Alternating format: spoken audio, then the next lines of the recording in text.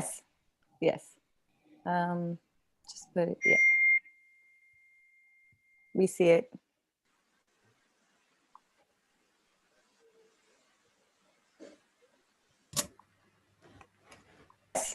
Yes. Just put it, yeah. We see it.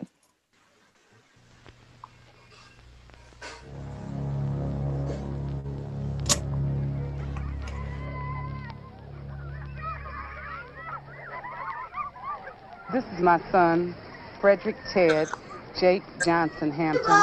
He was born December 29, 1969, about 3 weeks after Fred was killed, his father. He's a senior at Tilden High School. He does some rap, which is young people's music. And he likes to draw his into art and reading, studying to be a Muslim. And this is Fred. With our love, I'm a God, send the messenger from above, messenger of good, deliver from evil. And I guess I kind of made him my reason for wanting to live. When he was born, although in the revolutionary spirit, I thought I wanted to see his birth. There was a fear there of seeing blood. And I was very protective of him from the moment he was born. It's like his father, he has a temper, which is a lot of mannerisms that his father had speaking. I noticed that when he was a baby, and it was really strange, kind of difficult to deal with. He reads a lot of things about his father, and occasionally he brings books home, pamphlets, and mine. Have you seen this? You know, this is something about the Black Panther Party. This is something about my dad. Stop the trial! Stop the trial! Stop the trial! Stop the trial! Stop the trial! Stop the trial! Stop the trial! Stop the trial! Stop the trial! Stop the trial! Stop the trial! Stop the trial! Stop the trial! Stop the trial! Stop the trial! Stop the trial! Stop the trial! Stop the trial! Stop the trial! The Deputy Chairman of the Illinois Black Panther Party, Fred Hampton.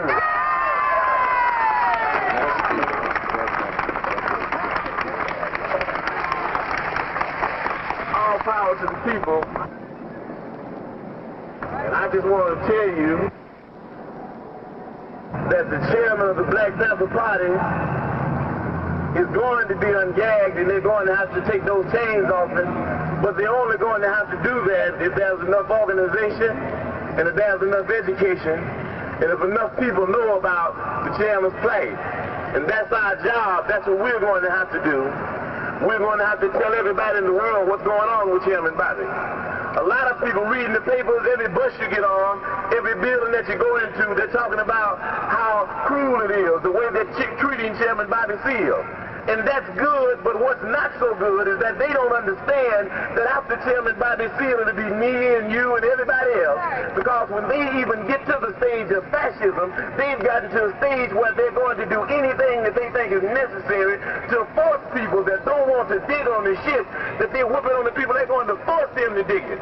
And they wouldn't even be doing this if it hadn't got to a stage like it is now. That thousands of people will come down to the Civic Center to denounce motherfuckers like Adolf Hitler, Hoffman, and Mussolini, Attorney Mitchell, and all these other fascists that's running our society. They wouldn't be down here now.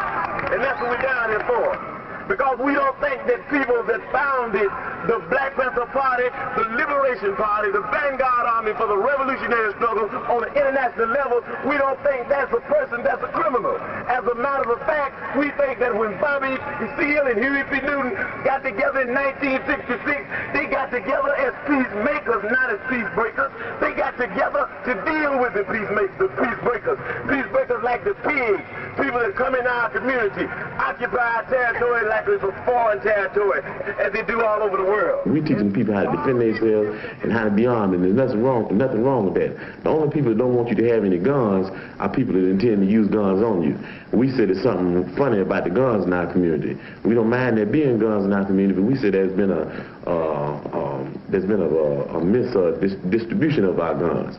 For some reason or another, they have all the guns. And we relate to Jesse James, you know, and things like that. That when Jesse James was on the street, the sheriff, he didn't think about harassing Jesse James. all of us need to do all that we can to stop this rising tide of fascism. Because if we don't, we'll be in a situation similar to that situation that the Jewish people were in a few years ago. Now we understand very clearly that they've shown by their actions that they, the establishment, intend to play the role that Germans played. We have to show them by our actions that we do not intend to play the role that the Jews played.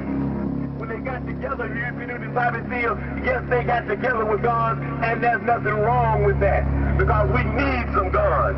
Black people need some peace. White people need some peace. And we are going to have to fight. We're going to have to struggle. We're going to have to struggle relentlessly to bring about some peace, because the people that we're asking for peace, they're a bunch of megalomaniac warmongers. He was killed so young. But he made so much of a contribution at an early age. It was an honor just to hear him speak, really.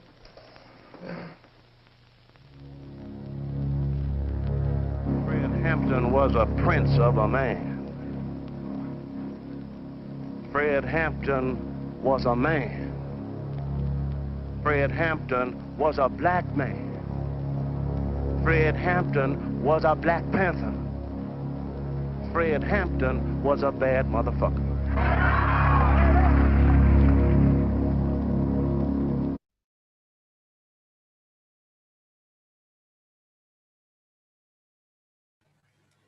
Hello, everybody. That was a video of Fred Hampton, obviously. We have to remember that on December 4th, 51 years ago, he was brutally assassinated by the Chicago police.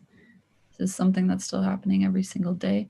And we keep him in our hearts and in our minds, not only today and yesterday, but all the time, to keep this revolution going. And now it is my pleasure and honor to introduce the veteran Black Panther and Zulu Queen, Mama C. And so you can take it away. And thank you everyone for coming here.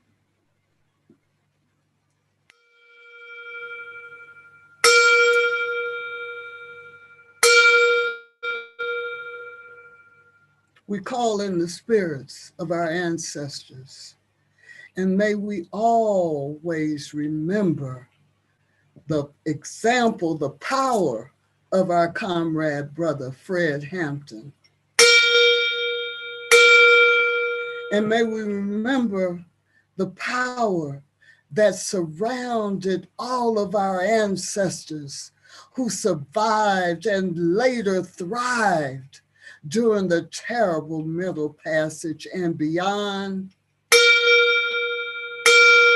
May we always remember the power that we have, you young people have, as we pass the torch to y'all, to your capable hands, to your powerful hands. Always remember that.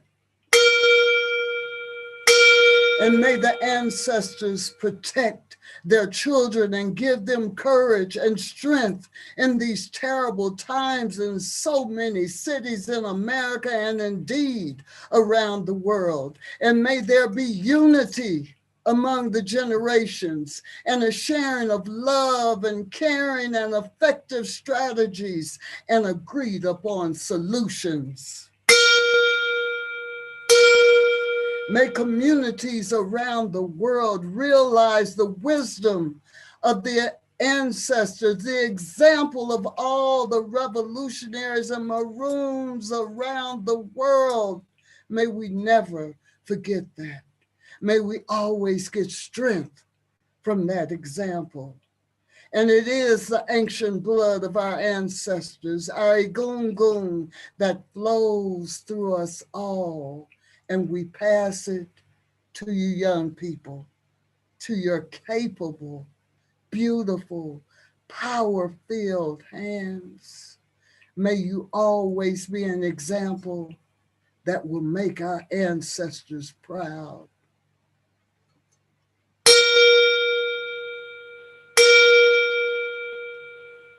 And don't let them take your joy. Keep in our joy is resistance also. Don't give up, y'all. Don't give up. Don't you give up. Life may get rough and things may get tough, but don't you give up. Remember those examples. Embrace it, and you be an example. The torch is passed. Y'all can do it. Keep doing it. I love you. Bless you all.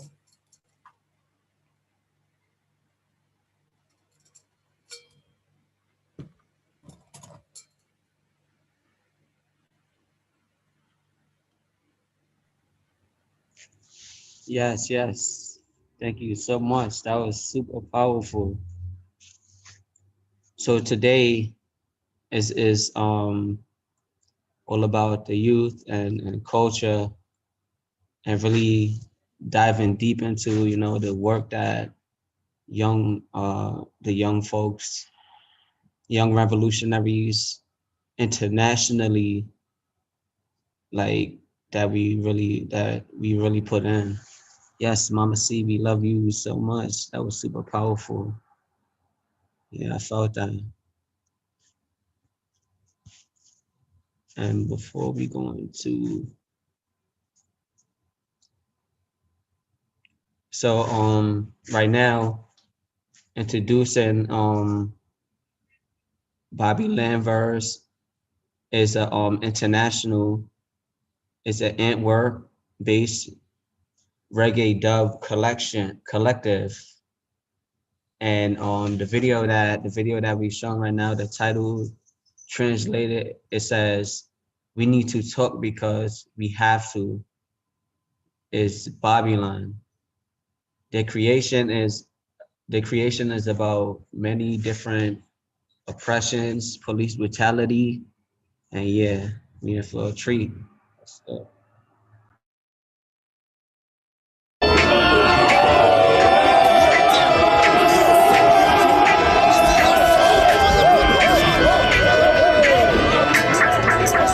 We moeten is babbelen, we moeten is babbelen, we moeten is babbelen, we moeten is babbelen, we moeten is babbelen, we moeten is babbelen, we moeten is babbelen, we moeten is babbelen, we moeten is babbelen, we moeten is babbelen, we moeten is babbelen, we moeten is babbelen, we moeten is babbelen, we moeten is babbelen, we moeten is babbelen, we moeten is babbelen, we moeten is babbelen.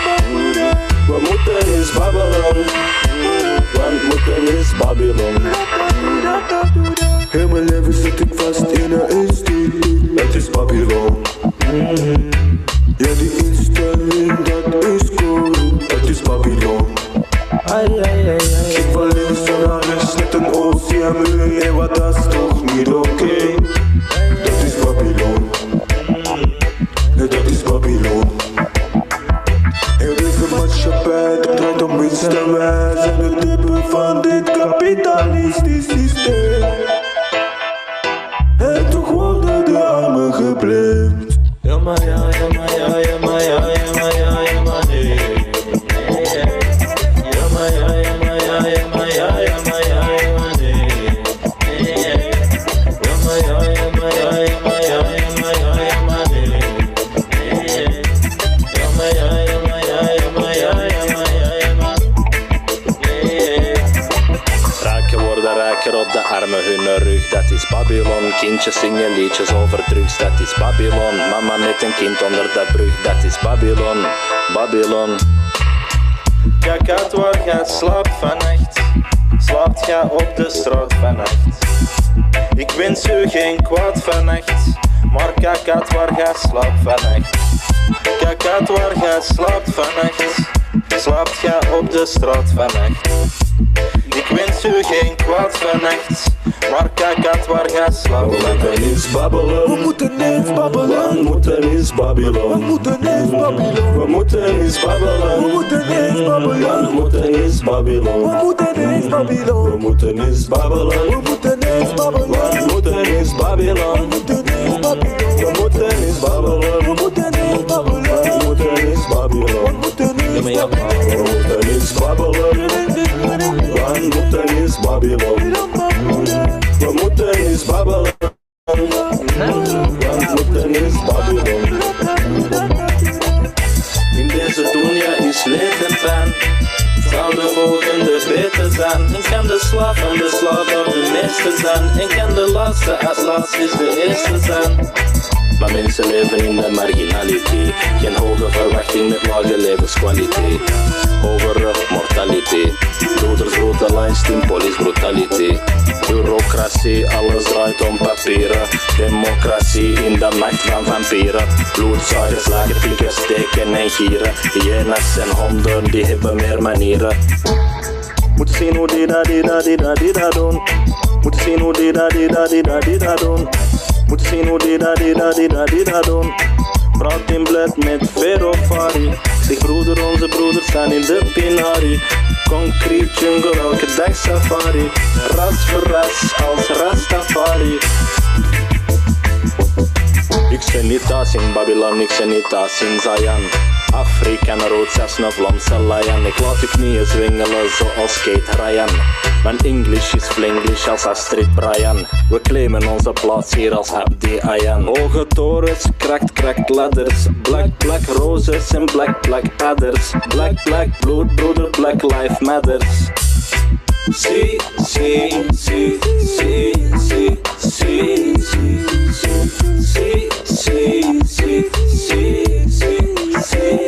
We moeten is Babylon. We moeten is Babylon. We moeten is Babylon. We moeten is Babylon. We moeten is Babylon. We moeten is Babylon. We moeten is Babylon. We moeten is Babylon. We moeten is Babylon. We moeten is Babylon. We moeten is Babylon. We moeten is Babylon.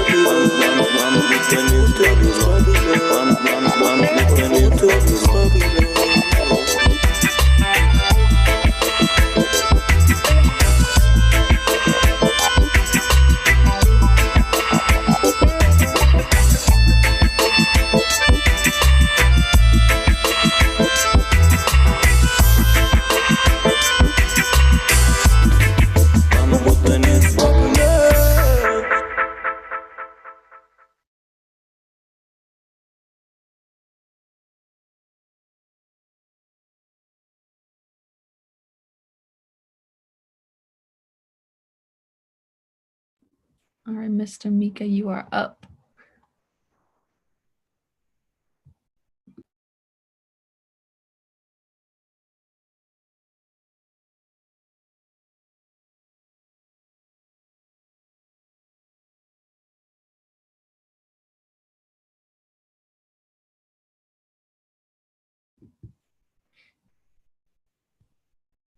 Mika or Diana, if you guys want to go up, we are ready for you.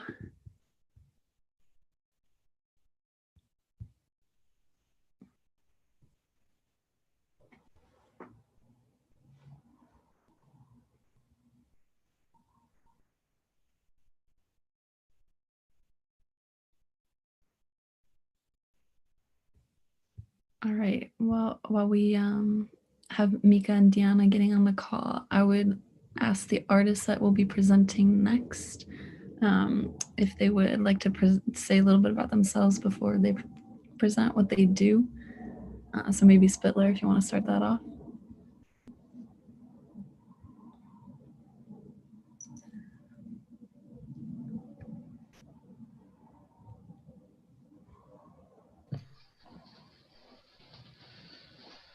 Greetings, everybody. My name is Yunus, aka Spittler, aka Ika Mokro. I make rap music, I make reggae music, all kinds of music that I like. I'm a visual artist also. I make theater, and I try to put a message in all the art forms that I work on. Yeah, that's it for now. Tell me what you want to know.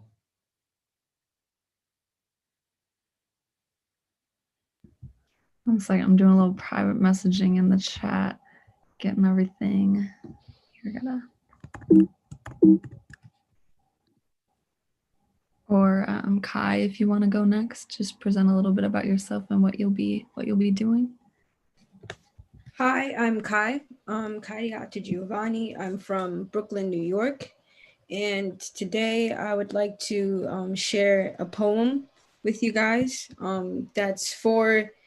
It's for all the white boys and all the white people who aren't here today. All of the white people who don't do enough to at least try to make up for their ancestors, for the white ancestors who have committed genocide and the people who still do continue to commit genocide.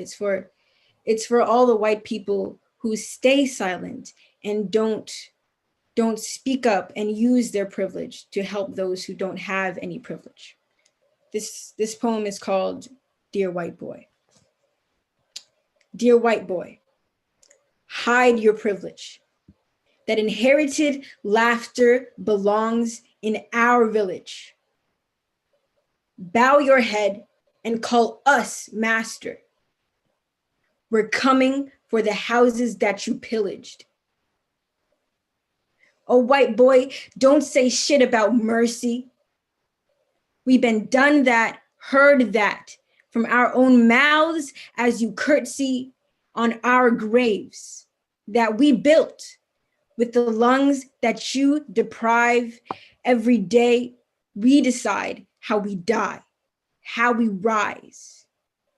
Every day we are planning your demise. White boy, hide your pride.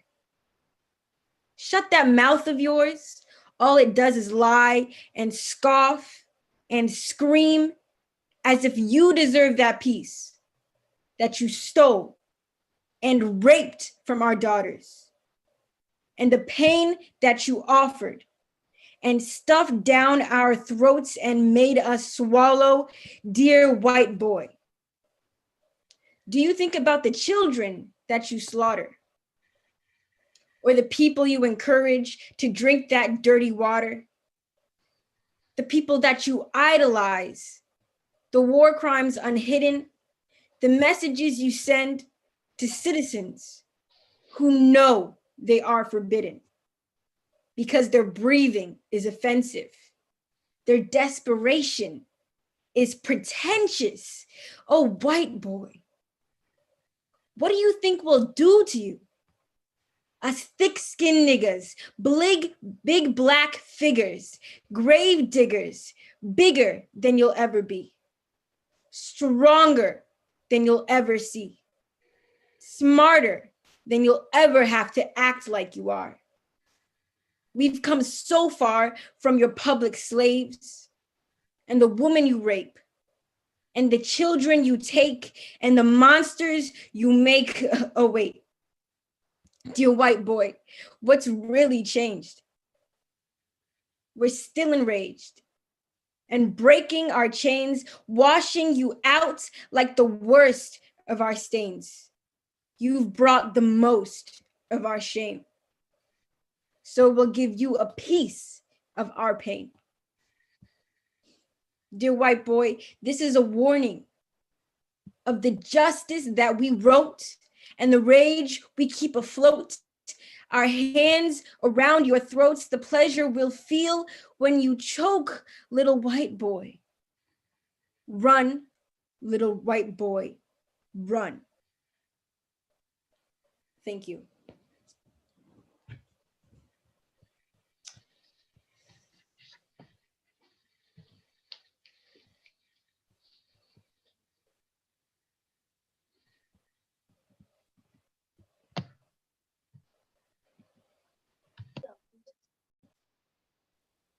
Who's next up?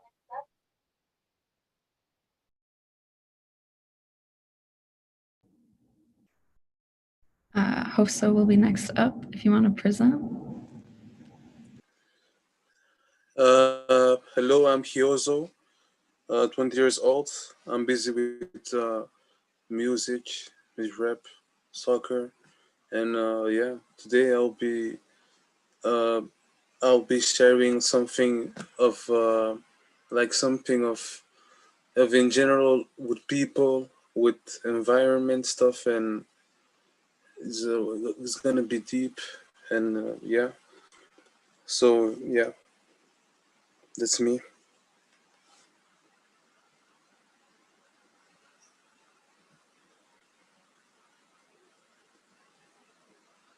Yes, that's me.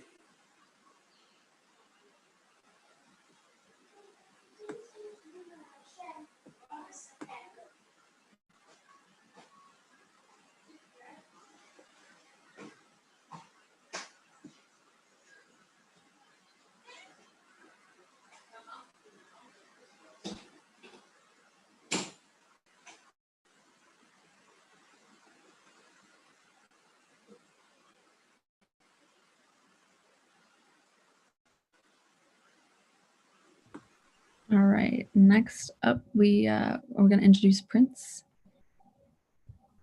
Hey, how you doing, guys? My name is Prince Akeem.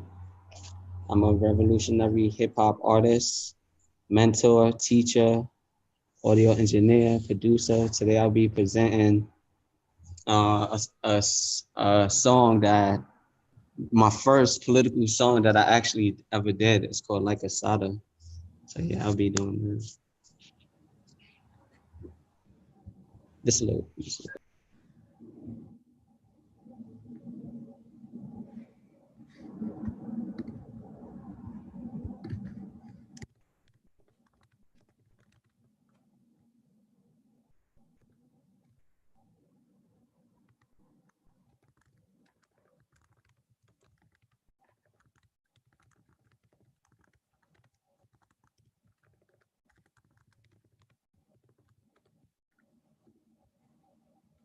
All right, and Mika, if you want to come off the mic and just say a little bit about what does culture as a weapon mean to you? Because I know that you're a young artist.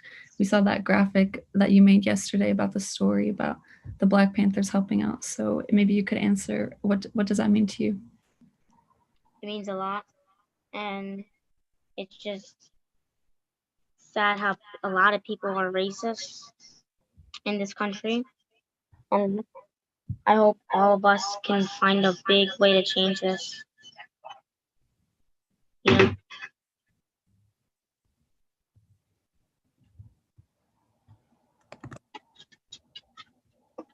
So this country can be a better place. Yeah. And if your sister's on, Deanna as well, if you want to say what culture as a weapon means to you, and then the young artist in the house. Well, I just want to say that I think it's very good how they are showing how they feel about this topic through art. And I want to say thank you to all the artists that have been presenting to show people what it means to them. So thank you.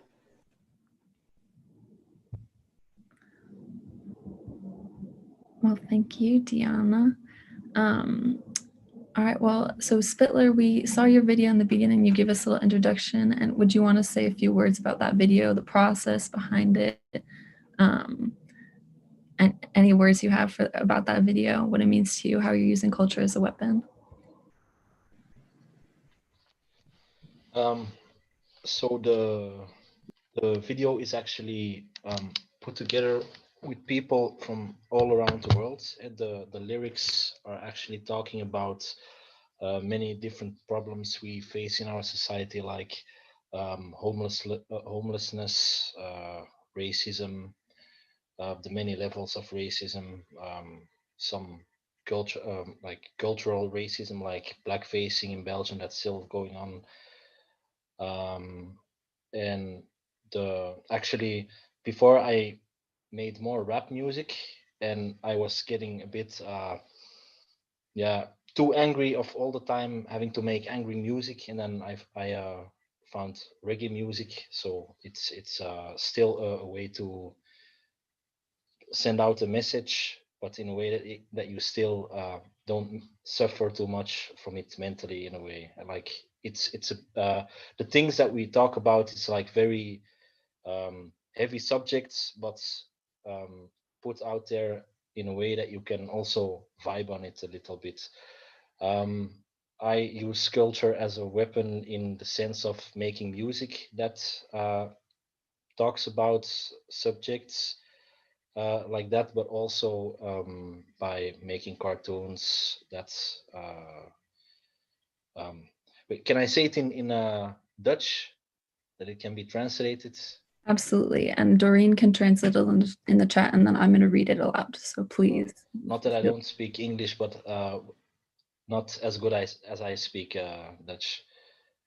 So je kunt creativiteit op verschillende manieren inzetten als een wapen door, ja, eigenlijk bijvoorbeeld, ik hou niet zo van zo op deze manier bijvoorbeeld praten of zo. Ik word er een beetje nerveus van, maar door dat bijvoorbeeld in een lied te steken of in een of ander kunstwerk of zo, kun je eigenlijk dingen ook vaak veel duidelijker maken en er echt meer gevoel in steken of zo.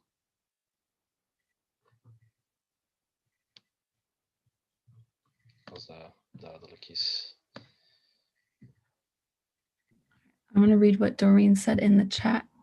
It says, you can use creativity in various ways as a weapon, and I prefer to talk through my art and music and make it clearer.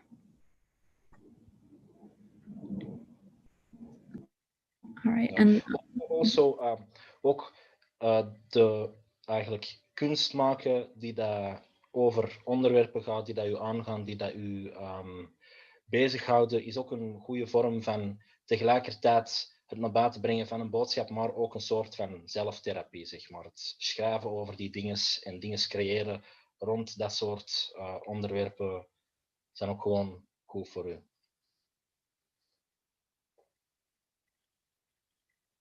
All right, so what Doreen said in the chat is, I create art about themes that matters to me, and it is a form of educating people as well as therapy for me. It's healing. So art is healing and as a weapon.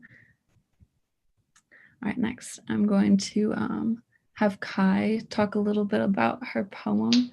It was very beautiful, by the way. And I know I want to get that text so I can have it read it all the time. Thank you. I wrote that poem quite recently and performed it at the October coalition. And I just feel like, to me, it's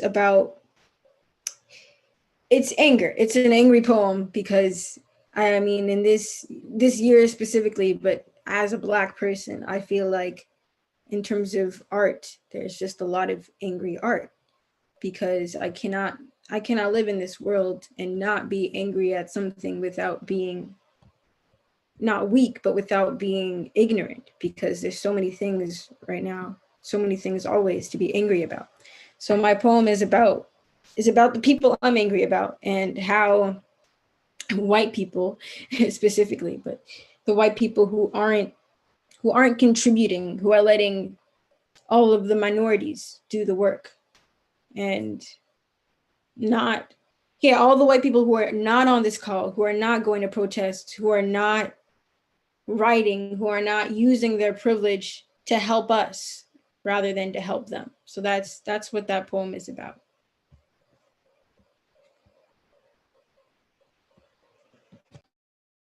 Thank you for your words, Kai. And next, I'll have Prince talk a little bit about his using culture as a weapon.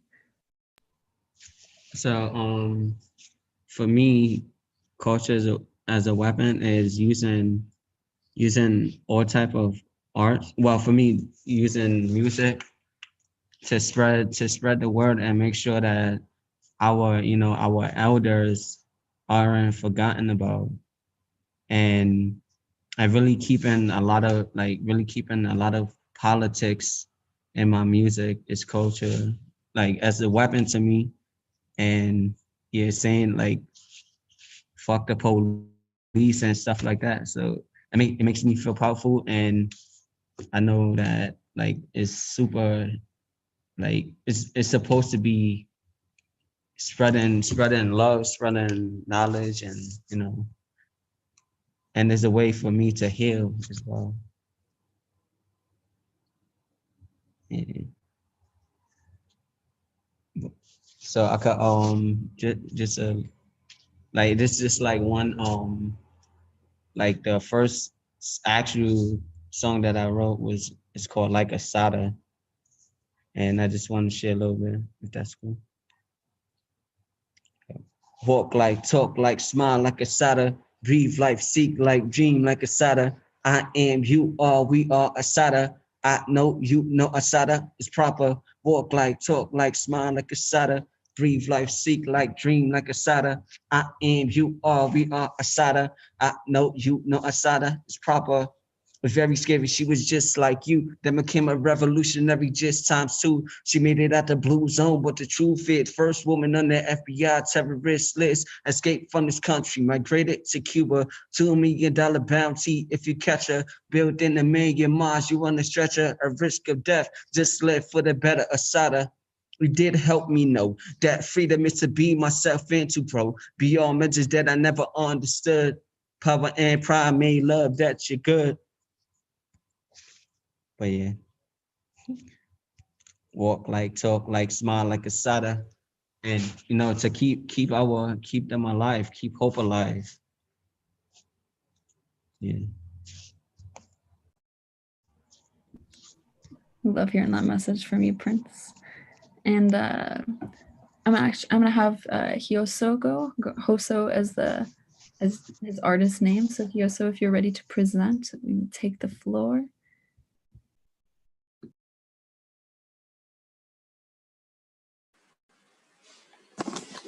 Okay, hello everyone. I'm gonna do some rap about people, about struggles of people, about the environment in Dutch. Yeah, I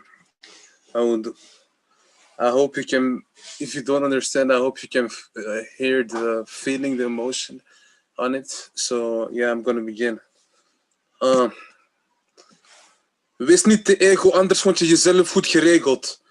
Mensen staken en vechten voor een betere leefwereld. Sta op en neem actie, wordt dit in leid getript. Shut, de wachten op geluk, de ziel, zien dat je veel pech hebt. Positief of negatief verspiegeling van jouw gedaan wat je de wereld aan doet, dat doe je zelf uiteindelijk aan. Verander het systeem van ons bestaan aan minder uit te geven. Wat heb je aan money als je geen aard hebt om op te leven? Te veel mensen gaan van hebzucht van land geld tot als je niet oppast. Dan word je dat uiteindelijk zelf ook. Meer ziektes, hongersnood, natuurrampen, meer dood. Maar ja, nu heb je meer geld, laat sterven in de rook. Je maakt de mensen hier aardig kapot, zo vind je. Je sneukt al genoeg, gelijk ze aan, maar doe iets aan het milieu. Tot de killers redden niemand, maar toch doen ze zich voor als held. Bedrijven zinken tot de straf van het geld, enigste wat telt. De toekomst is gelijk aan wat je nu doet. Gek, laat je niet voelen door de rust. Vrede die je nu hebt. De toekomst is gelijk aan wat je nu doet. Gek, laat je niet voelen door de rust. Vrede die je nu hebt.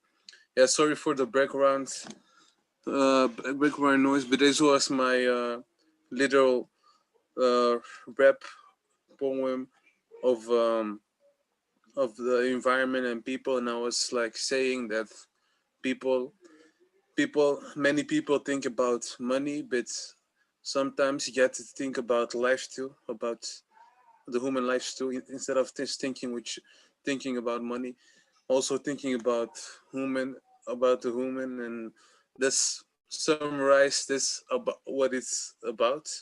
So that was my rap. Yeah, that's what it's. Sorry for the background noise. Yeah, all right. Yeah.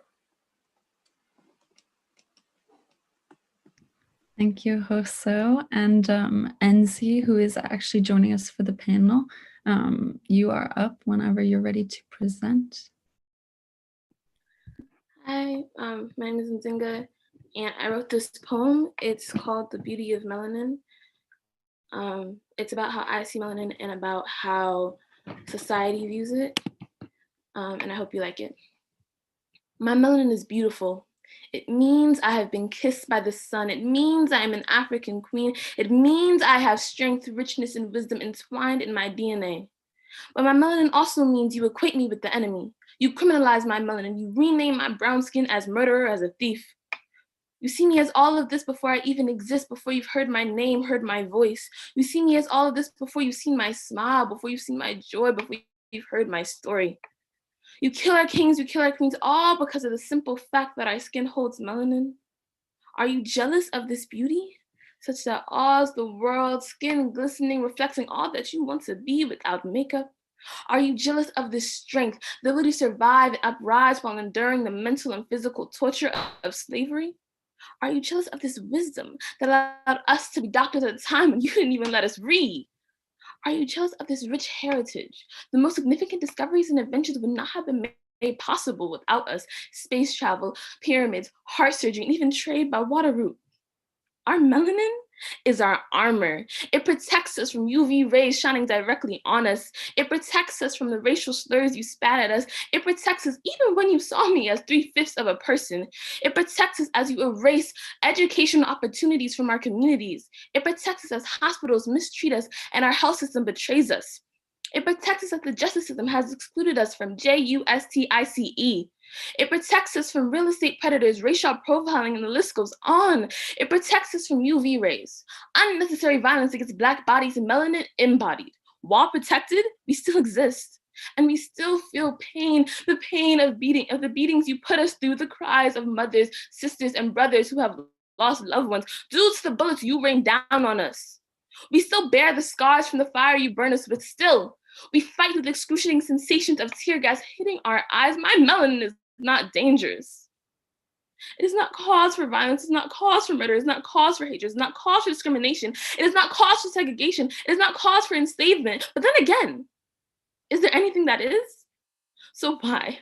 Why do you do this? Why do you oppress, beat, and murder us? Are you threatened? Are you threatened by our beauty? Such that awes the world, skin glistening, reflecting all that you want to be without makeup?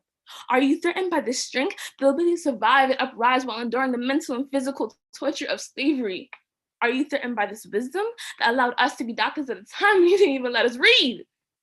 Are you threatened by this rich heritage? The most significant discoveries and inventions would not have been made possible without us. Space travel, pyramids, heart surgery, and even trade by water route. My melanin is phenomenal. It is Maya Angelou. My melanin is not silent, it is Audre Lorde. My melanin embraces the diaspora, it is Malcolm X. My melanin is sick and tired of being sick and tired, it is Family with Him. My melanin will make you see me as royalty, it is Queen Nzinga. My melanin is the fist of many, it is Black power. My melanin is resilience, it is us. It is all of us. Thank you.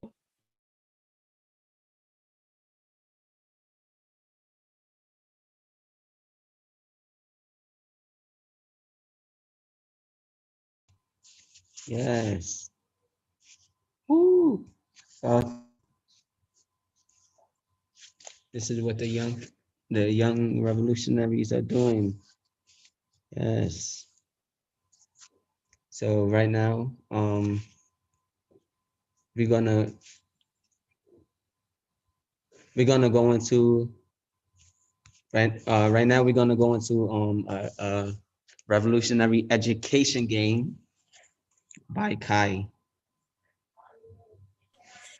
So I don't know if many of you know what these are, but we're gonna play what is called a Kahoot. If you're using a phone, if right now you're on a phone while you're watching this, you might want to try to change your computer. If you can't, then do your best. Okay. So this game is going to be about testing your Black knowledge. This is going to be a game about knowing your revolutionaries, about knowing the revolutionary quotes, about knowing statistics. This is going to be a complicated game, and hopefully you will learn at least one thing, maybe two, and hopefully you will have some fun.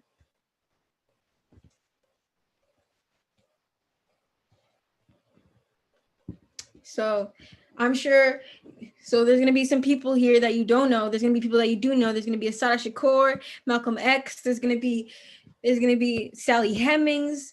I'm sure you should learn one thing at least.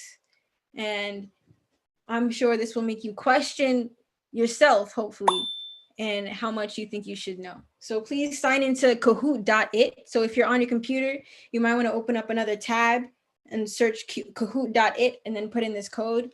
If you're on your phone, then do the same thing, open up a little tab. So kahoot.it and then put in 9666040 into the game pin and write your name as your Zoom name.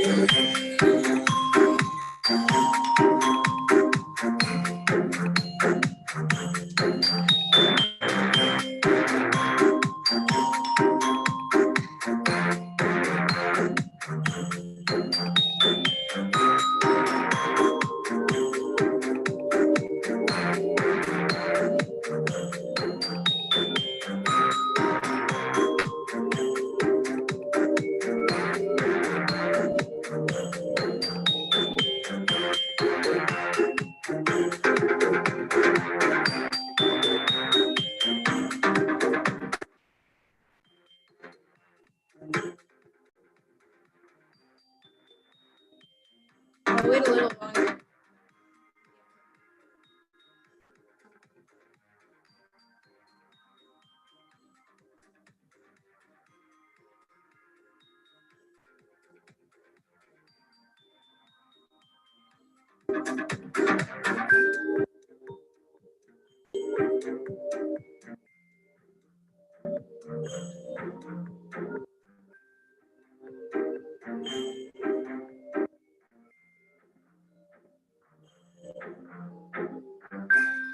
Is this everyone? Should I wait a bit more?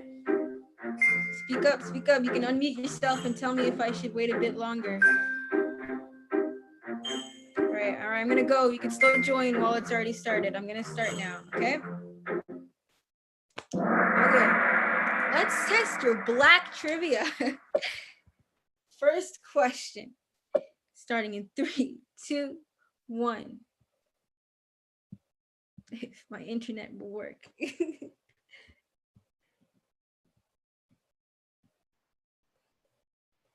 Oh, give me 1 second.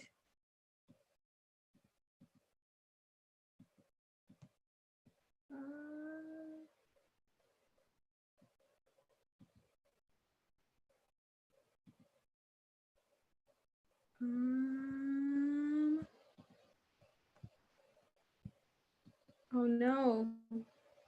Oh no. Oh no. Are you guys getting options yet? What's happening? Okay. We're waiting. Oh, yes. Okay, I think I might have to, I think we might have to redo this. I'm so sorry. I'm so sorry. I think the internet does not want us to learn about Black people. Obviously it's the government, you know, obviously the government does not want us to learn about Black people. I'm so sorry. Let's see if we can do it. Okay. I think you're gonna have to sign in with a different code this time. I'm sorry.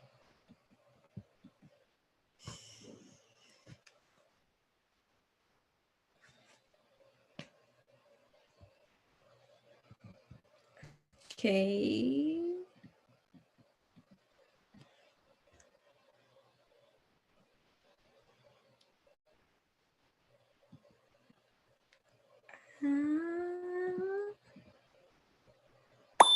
Oh, okay. I'm sorry, guys, but this is the new code.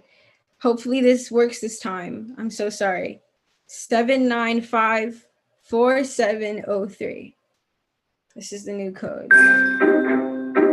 At least we have this music, okay.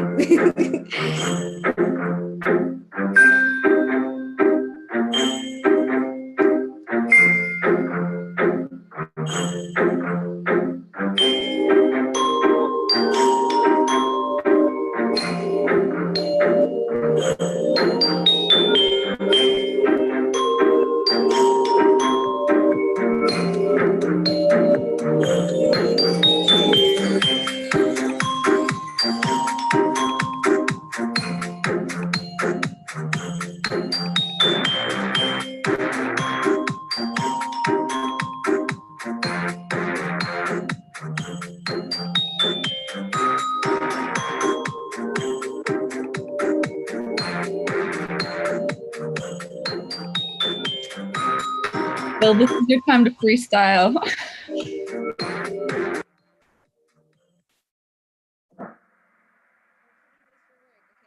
your fingers for me, please. Please. 3, 2. Yes. Yes. All right, so there's multiple correct options. So on the topic of white pride, white people deserve to have pride in their history of revolution and peace. White people have no white culture, therefore they cannot have white pride. White people should not have pride in their history of genocide and slavery, or white people deserve to have pride in their history of sitcoms. So there's multiple correct answers, but you can choose one if you want. So on the topic of white pride, what do you think? All right, 20 more seconds to answer.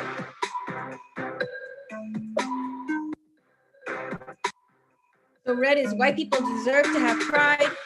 Orange is white people have no white culture. Blue is white people should not have pride. And green is white people should have pride in sitcoms. Oh, time is up, everybody. Let's see. The answers were white people should not have pride in their history of genocide and slavery, or white people have no white culture, therefore they cannot have white pride. Both of those are correct answers. I don't know about the 3 people who selected red. I suspect you guys are joking. I hope so. Or made a mistake. But yes, white people don't have white culture because white is not an ethnicity. White people have a history of genocide and slavery, therefore they should not have pride in that history. All right, let's see who's first. Olivia is first with 1,602 points. Passion is second with 1,132. Prince, Mika, and Carla are also on the leaderboard in third, fourth, and fifth. Let's see, what's the next question? All right, there's also multiple correct answers. What have some protesters used to protect themselves from tear gas? Now this is quick, 30 seconds. Milk, leaf blowers, umbrellas, bandanas. There's multiple correct answers. What have protesters used to protect themselves from tear gas? Red is milk, orange is umbrellas, blue is leaf blowers, and green is bandanas. Quick. 5 seconds, quick. All right, time is up. Ooh, all of you are correct.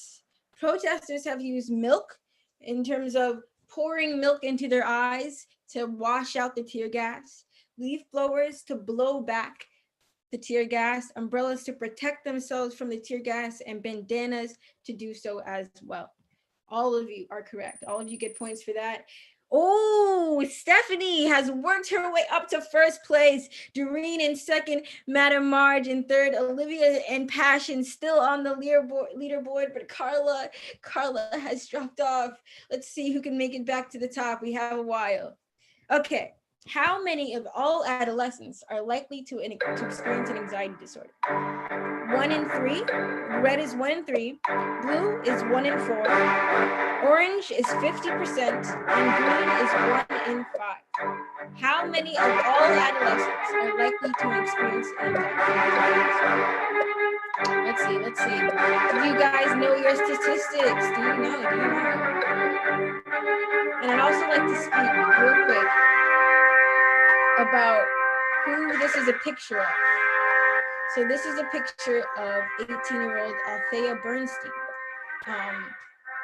Althea Bernstein, actually, I'll wait until after, but Althea Bernstein, she was attacked by 4 white men who threw lighter fluid and a lighter on her, and she suffered 3rd-degree burns. So this is an example of a teenager who has suffered because of this society. So I don't know if all of you recognize this face, but you should. This is 18-year-old Althea Bernstein.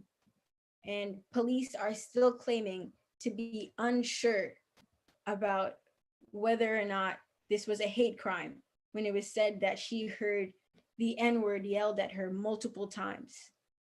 So this is Althea Bernstein. Remember her face. Okay, as you can see, I'm mixing in a bit of serious talk in this fun Kahoot. So, as you should in life. Okay. Ooh, so the answer is 1 in 3. 1 in 3 of all adolescents are likely to experience an anxiety disorder. Ooh, I see most of you guys picked 50%, close, but not quite. Okay. Doreen has made it up to first place. Olivia in second, Stephanie in third, Madam Marge in fourth, and Passion in fifth. Ooh, oh, who dat again? Whoever this is the highest climber. Okay, let's see. In the US, how often are Black people stopped without just cause compared to white people? Right. 3 times as often, 10 times as often, 2 times as often, or 5 times as often. So red is 3 times, blue is 10 times, orange is 2 times, and green is 5 times. Let's see, 5 seconds, guys. 4, 3, 2, 1. Oh, the answer is 5 times as often. I see a lot of people chose 10 times as often, which is a good guess, to be honest, but no, 5 times as often. Let's see what the leaderboard looks like. Oh, Doreen is holding first place. Madam Marge has brought her way up to second. Then Olivia, Stefan, and Passion are in third, fourth, and fifth. Oh, Lucia just hit answer streak 4. Nice, Lucia, working your way up. All right, true or false? Between 900 and 1,100 people are shot and killed by police in the United States each year. Is it more? Is it less? Is this true? Let's see what you think. You've got 12 seconds, guys. You can do this. You can do this. 4, 3, 2, 1. All right, time is up. The answer is true. Between 900 and 1,100 people are shot and killed by police in the US each year. Let's see. What is it? Oh, Doreen still in first place. Stephanie up to second. Madam Marge in third. Olivia and Passion in fourth and fifth. And Lucia still with that answer streak. 5 correct answers in a row. Oh my God. Nice. Okay, next question. What country has the most cases of COVID-19 and how many do they have? America, around 9 million, Brazil over 6 million, India over 9 million, or America over 13 million. I wonder. All right, let's see what you guys think. You guys have a while on this one, 40 more seconds. Red is America, around 9 million. Orange is Brazil, over 6 million. Blue is India, over 9 million. And green is America, over 13 million. 20 more seconds, guys. What country has the most cases of COVID-19? And how many do they have? Let's see. All right, 15 more seconds, guys. 14, 13, let's see. What do you guys think? 5, 4, 3, 2, 1. Ooh, I see a lot of people knew it was America, but no. America has over 13 million cases of COVID-19. And China, as you can see, I'm pretty sure China isn't even on like the top 15. America is #1, as they are in everything. Yes, #1 in the most COVID cases. Let's see. Oh, Stephanie has beaten Doreen. Doreen's back in second, and Lucia has made her way up to the leaderboard with a streak of 6 correct answers in a row, with Madam Marge in fourth and Olivia in fifth. Ooh, Doreen, how are you gonna come back up? I don't know. Okay, true or false? Donald Trump referred to Nazis as very fine people. A lot of you should know this. This is more like a reminder, you know? A reminder of the president we still have right now. You know, let's see. All right. Time is up. 4 people said false, excuse me? Am I gonna have to figure out who that is and like kick you out of this? I don't know.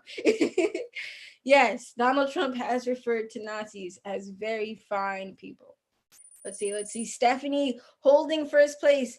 Doreen with second place. Lucia at third. Olivia fourth. Madam Marge at fifth. And Hill is the highest climber, up 3 places. Ooh, okay, next question. Multiple answers are correct.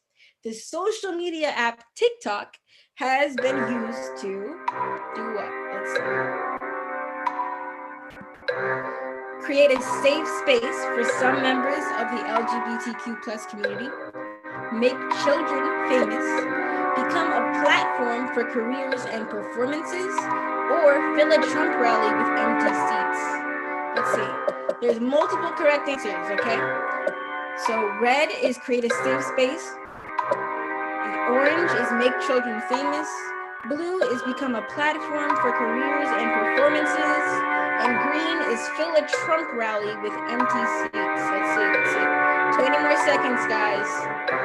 The social media app TikTok has been used to do what? There's multiple correct answers. Let's see.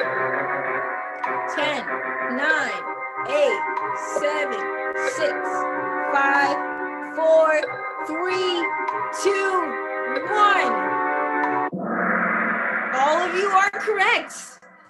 TikTok has been used to do all of these things: create a safe space for members of the LGBTQ+ community, make children famous, become a platform for careers and performances, and fill a Trump rally with empty seats. That is what TikTok has been used to. So it's no wonder that Trump tried to ban it. Oh, Lucia fell off the leaderboard, but still has the highest answer streak of 8. Good job, Lucia. Stephanie is holding first place. Olivia in second. Passion at third. Madam Marge at fourth. And Doreen at fifth. Good job, everybody. All right, next question. More than blank amount of people were deported in 2012 and 2013 just for marijuana possession. More than 6,000 people, more than 20,000 people, more than 2,300 people, or more than 13,000 people. So red is 6,000, blue is 20,000, orange is 2,300, and green is 13,000. 3 more seconds, guys. Do your best, do your best. All right, time's up. The answer is 13,000. More than 13,000 people were deported in 2012 and 2013 just for marijuana possession. This is yeah, great. All right, Olivia's first. Doreen is back in the game. Wads with 3 in a row. Stephanie is in second. Passion in third. Doreen in fourth. And Madam Marge in fifth. Yes. All right, next question. In the past 2 decades, how many people have been killed by police in Minnesota? Almost 100, almost 200, almost 70, or almost 300. All right, this is fast one. Do your best. How many people have been killed by police in Minnesota? Red is almost 100, blue is almost 200, orange is almost 70, and green is almost 300. Got 3 seconds, 3 seconds. 2, 1, 0. The answer is almost 200, but good on everyone who said almost 300. I mean, cannot blame you. In the past 2 decades, almost 200 people have been killed by police in Minnesota, which is still outrageous. Oh, Stephanie gone back up to first, Olivia back down to second, Passion in third, Doreen in fourth, Madam Marge in fifth. All right, let's see. NPR used the phrase unarmed black man 82 times this year. But how many times have they used unarmed white man? They've used unarmed white man 50 times, 82 times, 0 times, or 5 times. Red is 50, blue is 82, orange is 0, and green is 5. How many times has NPR used the phrase unarmed white man? 5, 4, 3, 2, 1. The answer is 0. The answer is 0. NPR has used the phrase unarmed black man 82 times this year, but they've used unarmed white men 0 times because people always assume that white men and white people are unarmed when they're talking about being shot by the police. And they always assume that black men are armed. So that's why articles are always saying unarmed black man and never unarmed white man. But everyone who said 5 times, very close, but not quite. Oh, Olivia back up to first, Stephanie in second, Passion in third, Madam Marge up to fourth, and Doreen in fifth. All right. Next question, guys. What percentage of Americans are African American, according to a study in 2016? 7 to 9%, 20 to 25%, 30%, or 13 to 14%. So what percentage of Americans are African American? 7 to 9%, 20 to 25, 30, or 13 to 14. Got 4 more seconds, guys. Go quick. All right, the answer is 13 to 14%. So out of all Americans, this is according to a study as of 2016, 13.4% of Americans are African American. All right, Olivia is still in first, Stephanie in second, Passion in third, Madam Marge in fourth, and Spirit has made his way up to fifth. Let's see if he can stay there. Okay, what percentage of people in federal prison for drug offenses are Black or Latinx? Nearly 80%, and keep in mind that we've established that 13 to 14% of Americans are Black. So how many people in federal prison for drug offenses are Black or Latinx? Nearly 80%, nearly 20%, nearly 50%, or nearly 10%. Red is nearly 80%, blue is nearly 20%, yellow is nearly 50%, and green is nearly 10%. Let's see, got 20 more seconds, guys. 19, 18, all right. So what percentage of people in federal prison for drug offenses are Black or Latinx? 8, 7, 6, 5, 4, 3, 2, 1. Time is up. The answer is nearly 80%. So there's 13.4% of people in America are Black, and yet nearly 80% of people in federal prison for drug offenses are Black or Latinx. Olivia is still in first place, Stephanie in second, Passion in third, Madam Marge has the highest answer streak of 3 and is in fourth. Spirit is holding 5th place. All right, next question.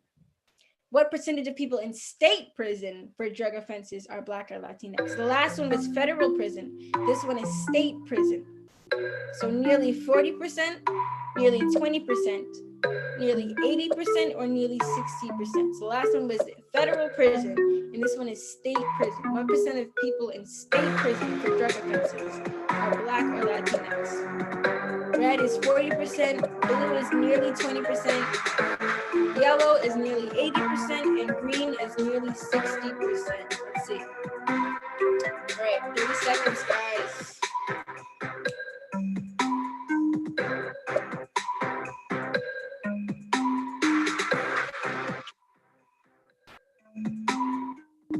All right, 15 seconds.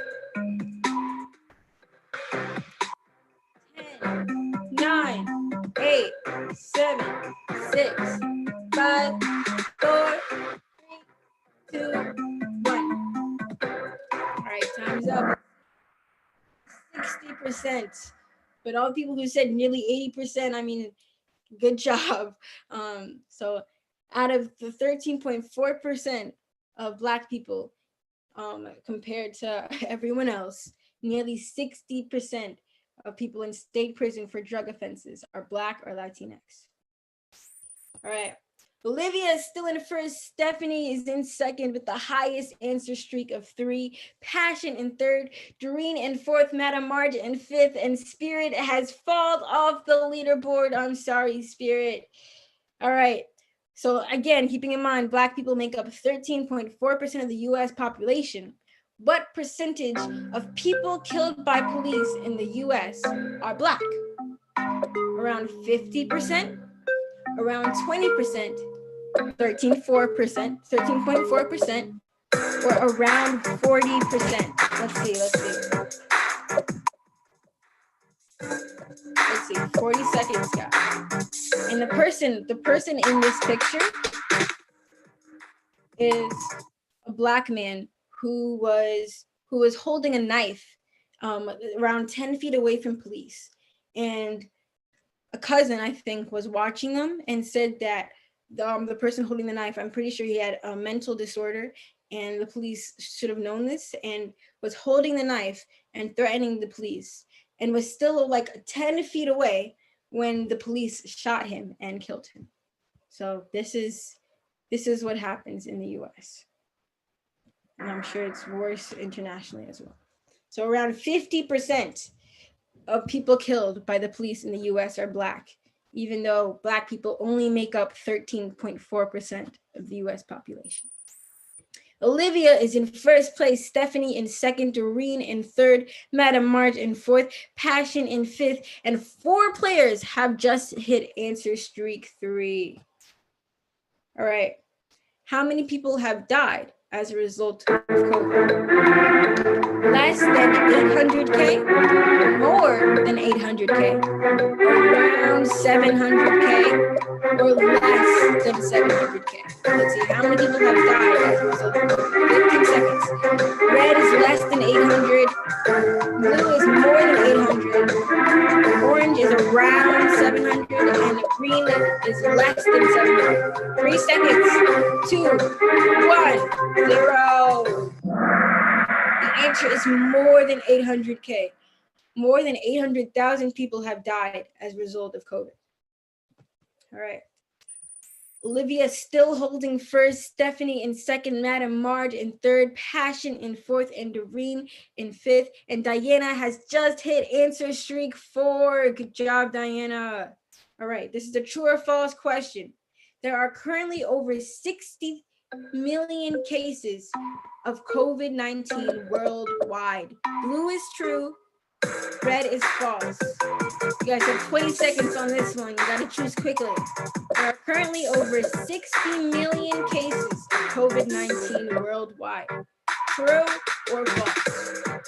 All right, 7, 6, 5, 4, 3, 2, 1. Over 60 million cases of COVID-19 worldwide. All right.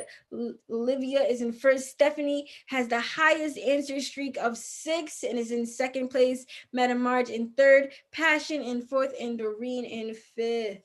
All right, next question. What is black bloc? I don't know how many of you guys are gonna know this, so I hope this is a new piece of information. Is black bloc an Antifa, an anti-fascist organization? Is black bloc a protesting tactic? Is black bloc a Nazi organization? Or is it a bloc at NYC? There's only one correct answer, okay? So think carefully. You guys have 35 more seconds. Let's see, who knows this? I don't know. Is black bloc an Antifa organization, a protesting tactic, a Nazi organization, or a bloc in New York City? 20 more seconds, guys.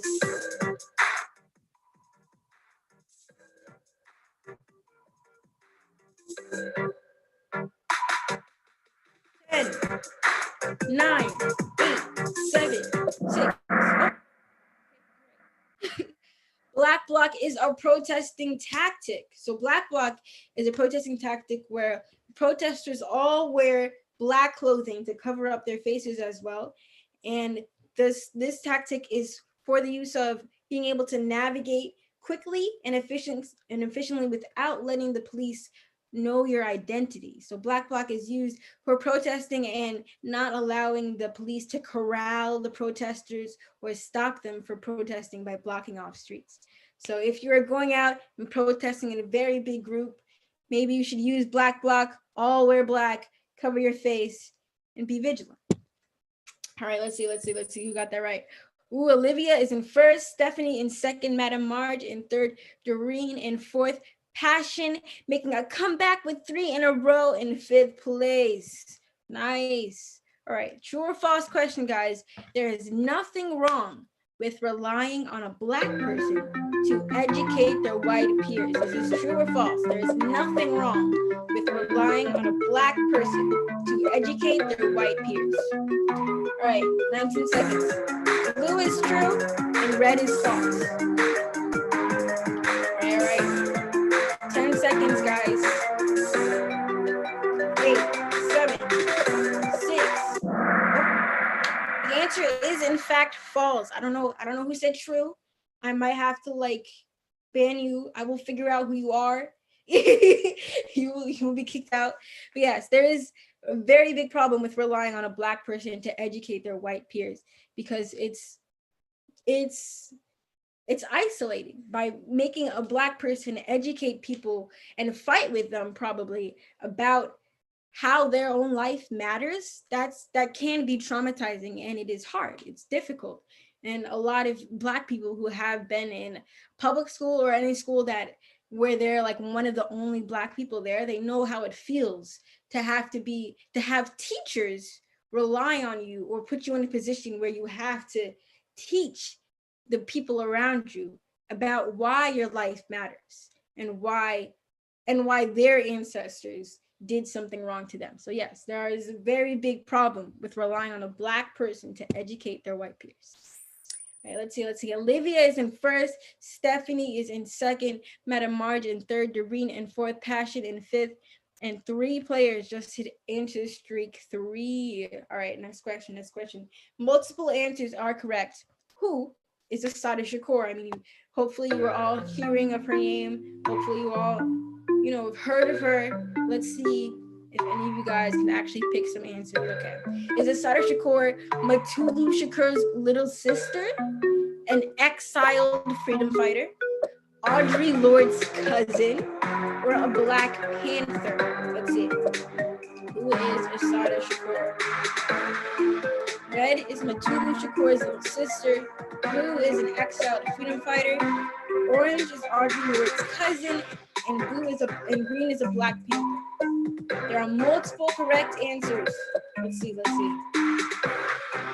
If you guys were listening, you should know this. You should know this. Anyone who gets this wrong, I will find you. I'm seeing Carla doing this motion. All right. You better get this answer correct. 3 seconds. All right. Ooh, okay, 3 people got this wrong.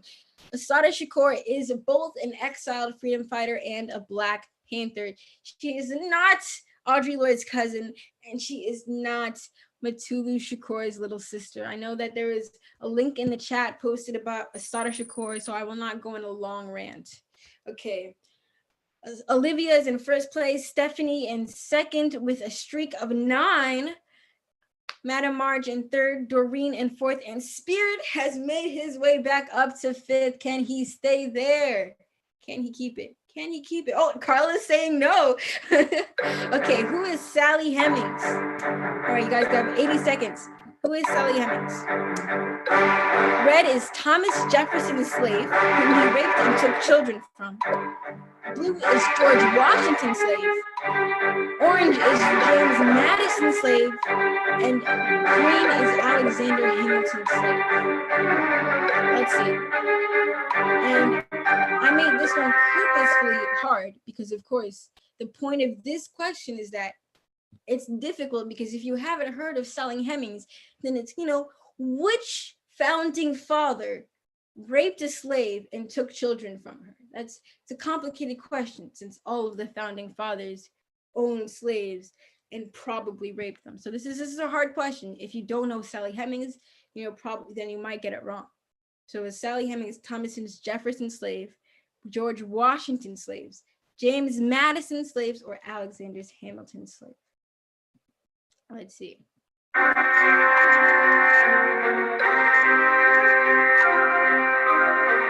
20 seconds, guys.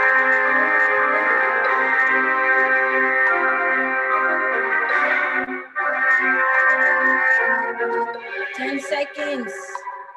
8, 7, 6, 5, 4, 3, 2, 1. Ooh, most of you did get it right. Sally Hemings is Thomas Jefferson's slave, whom he raped and took children from, and not George Washington's, not Alexander Hamilton's. Even though most of the founding fathers did have slaves and did rape them and did take children from them.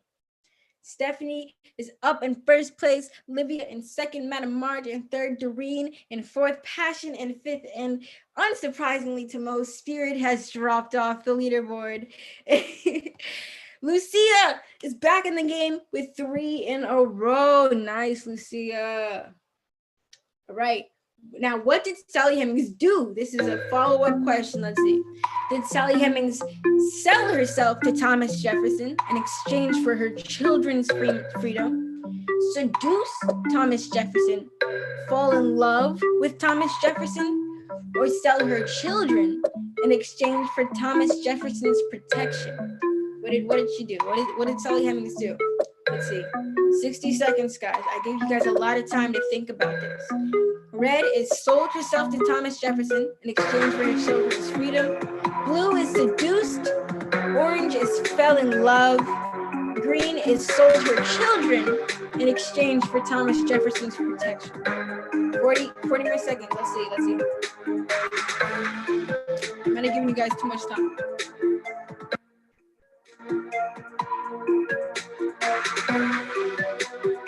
30 seconds.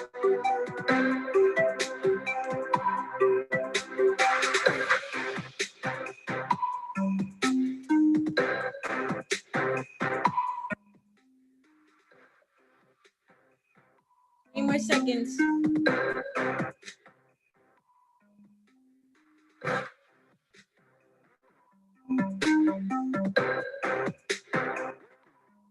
Eight, 7, 6, 5, 4, 3, 2, 1. You got this right. I'm so glad. Whoever picked orange, I will find you. You will not be allowed back in this room ever again. Okay. Red, yes. So she sold herself to Thomas Jefferson in exchange for her children's freedom, because her children, I think they were also of French descent.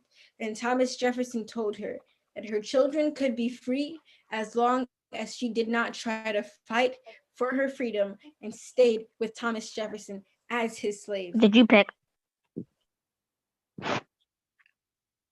Ooh, ooh. Okay.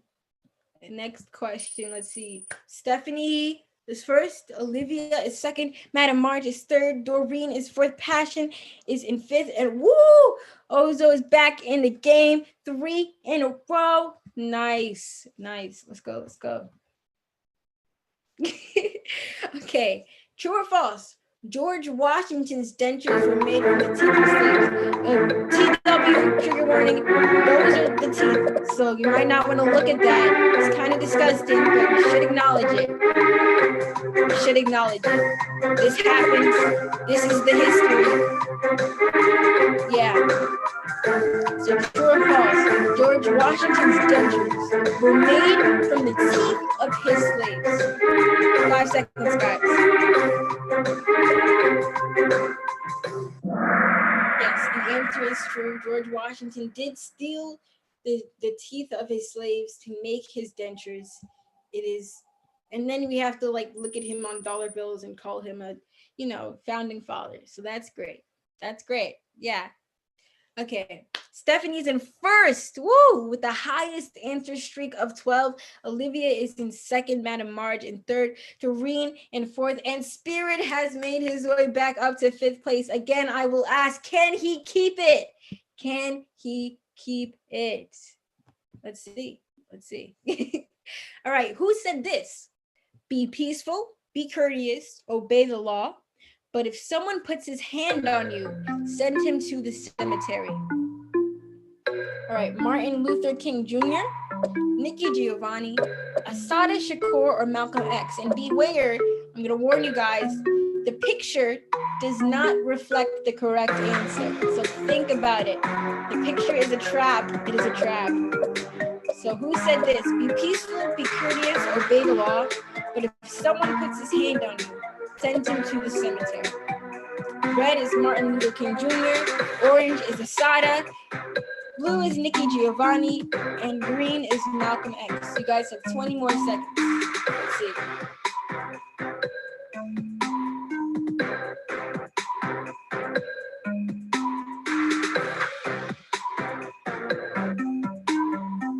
All right, 7, 6, 5, 4, 3, 2, 1.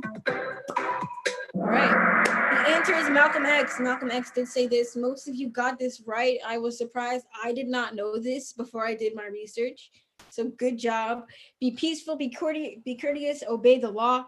But if someone puts his hand on you, send him to the cemetery.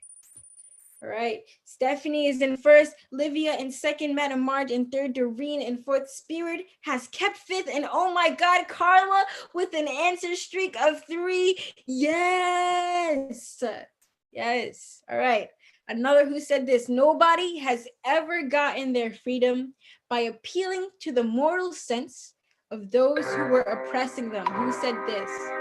Huey P. Newton, Assata Shakur, Malcolm X, or Queen Nzinga. And remember, the picture is a trap. Do not choose whoever is on the picture. It's a trap. Okay, it's a trap. So nobody has ever gotten their freedom by appealing to the moral sense of those who were oppressing them. 30 more seconds. Red is Huey, blue is Assata, orange is Malcolm X, and green is Queen Nzinga.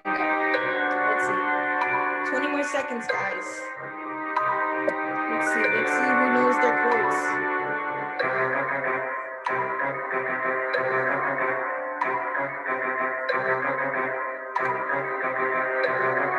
Ten, 9, 8, 7, 6, 5, 4, 3, 2, 1.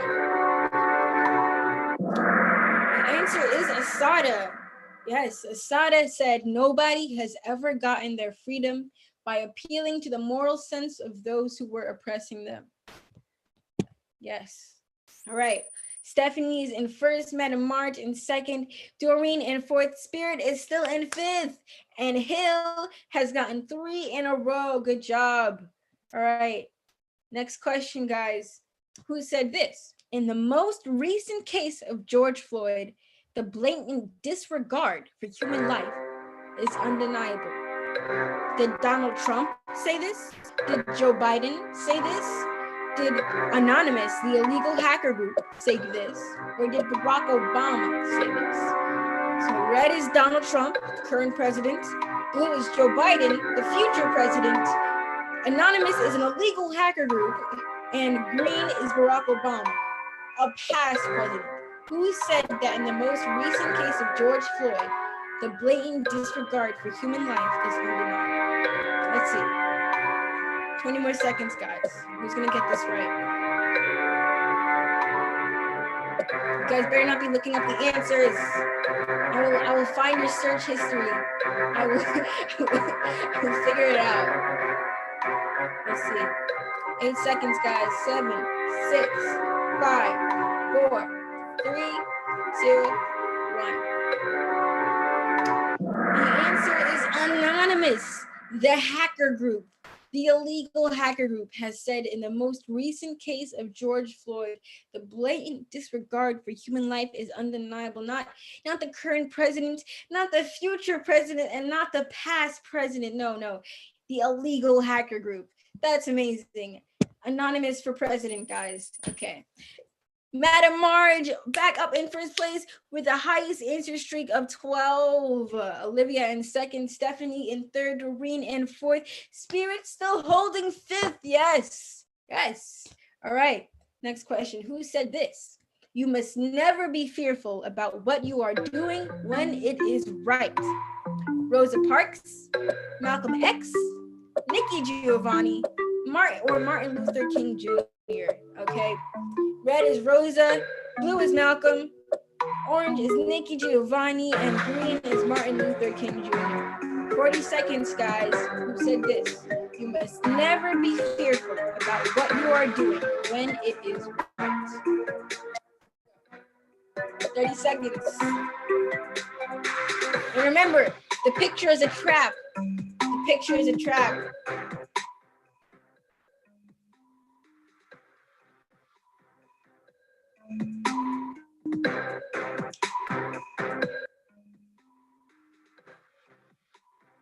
Ten, 9, 8, 7, 6, 5, 4, 3, 2, 1.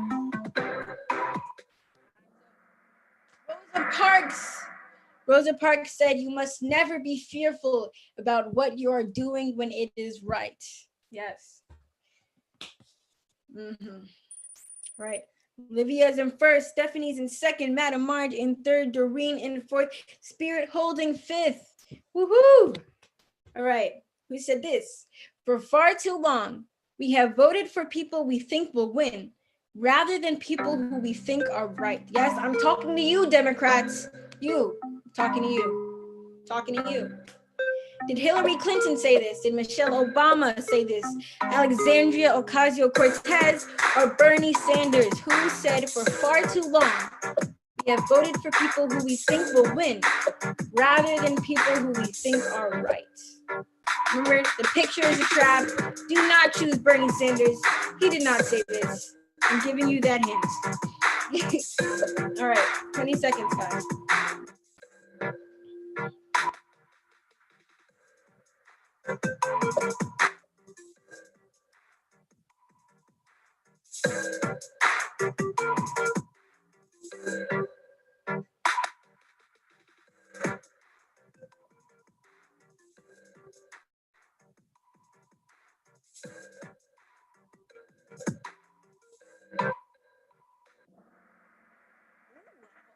God, so many of you got this correct. I told you guys not to vote Bernie Sanders. How dare you? The 2 people that did vote Bernie Sanders, I will find you.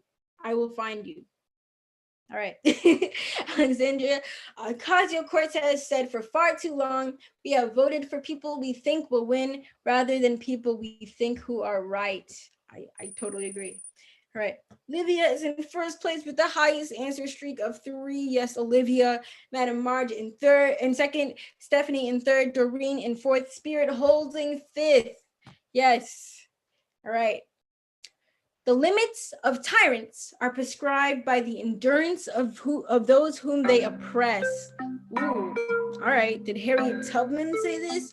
Frederick Douglass, Martin Luther King Jr., or Ida B. Wells, who said the limits of tyrants are prescribed by the endurance of those whom they oppress.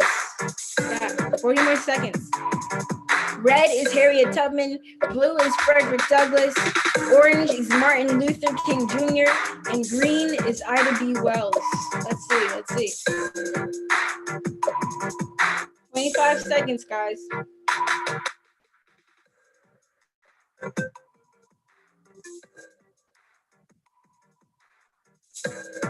By the way, the pictures of Ida B. Wells, so careful.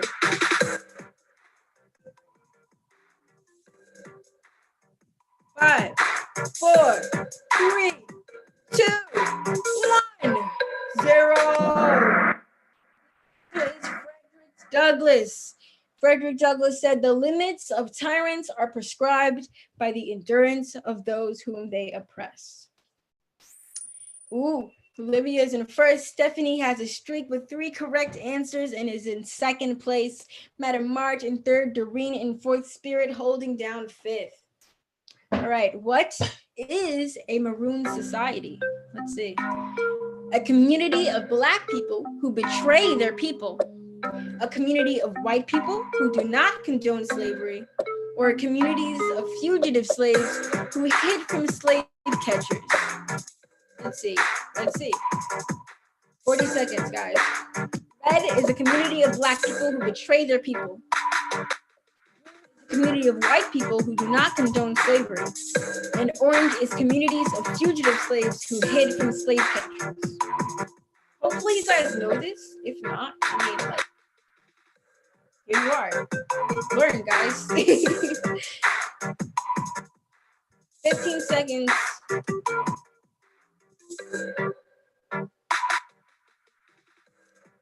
9, 8, 7, 6, 5, 4, 3, 2, 1. You got this right. I am so proud. I'm so proud. Maroon societies are communities of fugitive slaves who hid from slave catchers in remote areas, which I think is pretty cool. I think that is pretty cool.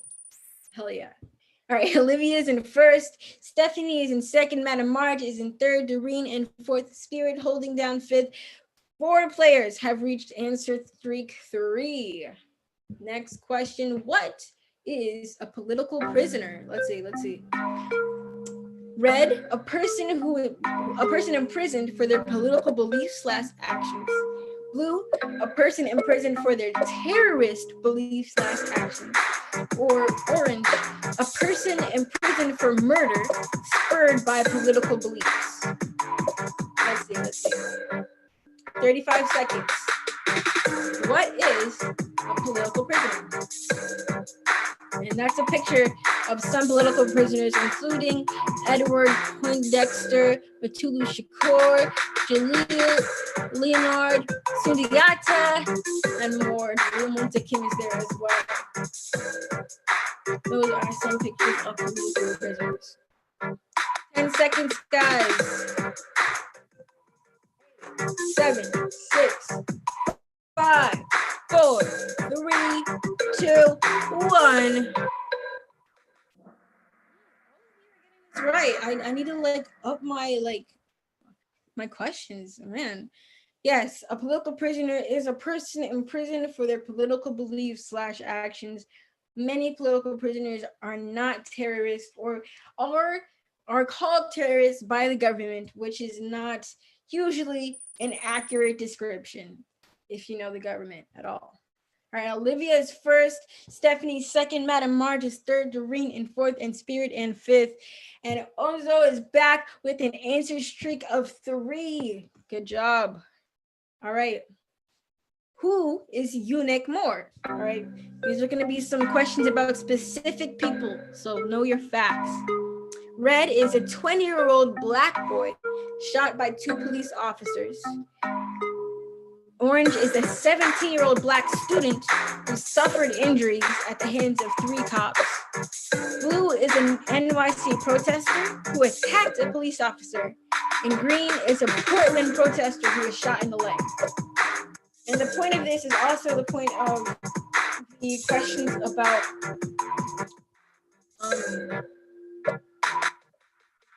the slave of Thomas Jefferson, because the answer could be anything. There have been many people shot by police officers. There have been many protesters attacked by police. There have been many protesters shot in the leg. Many black students who suffer injuries. So the answer could be anything. You just have to know who Eunuch Moore is. Let's see. Most of you did get it right. All right. Eunuch Moore is a 17-year-old black student who suffered injuries at the hand of 3 cops. She was sitting down and just minding her own business when 3 cops came upon her, handcuffed her without telling her the reason why.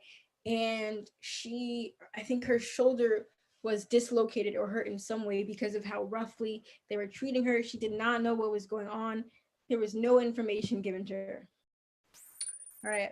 Olivia is in first, Stephanie's in second, Madam Marge third, Doreen in fourth, Spirit in fifth, and Hill is back with 3 in a row. Let's see.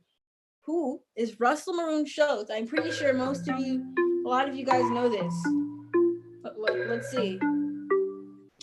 Maroon is a political prisoner recently diagnosed with COVID, a former political prisoner recently freed, or a terrorist who was rightfully sentenced to life in solitary confinement. There is only one correct answer.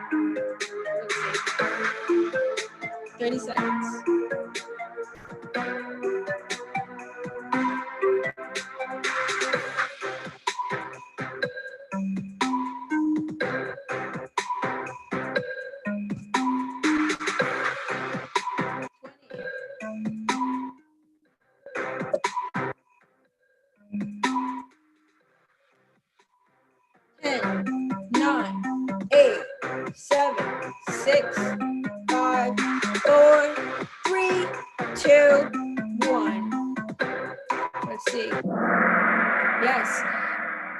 Russell Maroon Schultz is a political prisoner recently diagnosed with COVID-19. He has not been freed and he was not rightfully sentenced to life.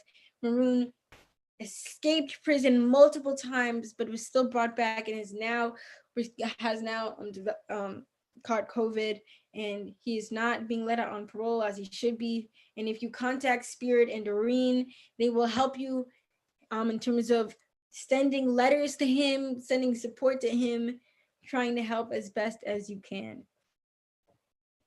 All right, Olivia is back down to second, Stephanie in first, Madam Marge in third, Doreen in fourth, Spirit in fifth, and Hill just hit answer streak 4. Amazing. All right, multiple answers are correct. Who is Mutulu Shakur?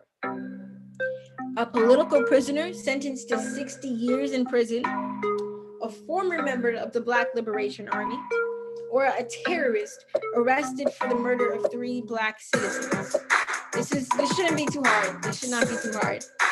Anyone who gets this wrong will be found, kicked out of the Zoom, and we will come to your home, okay? We will find your house and we will give you like COVID or something. I don't know. Don't get this wrong. Do not. Okay. 20 seconds.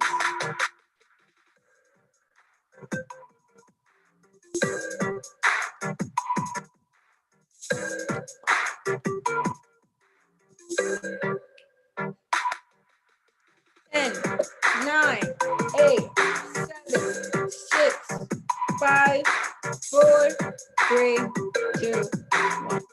All right. prisoner sentenced to 60 years in prison and a former member of the Black Liberation Army. No one got this wrong, so everyone will survive. Good job.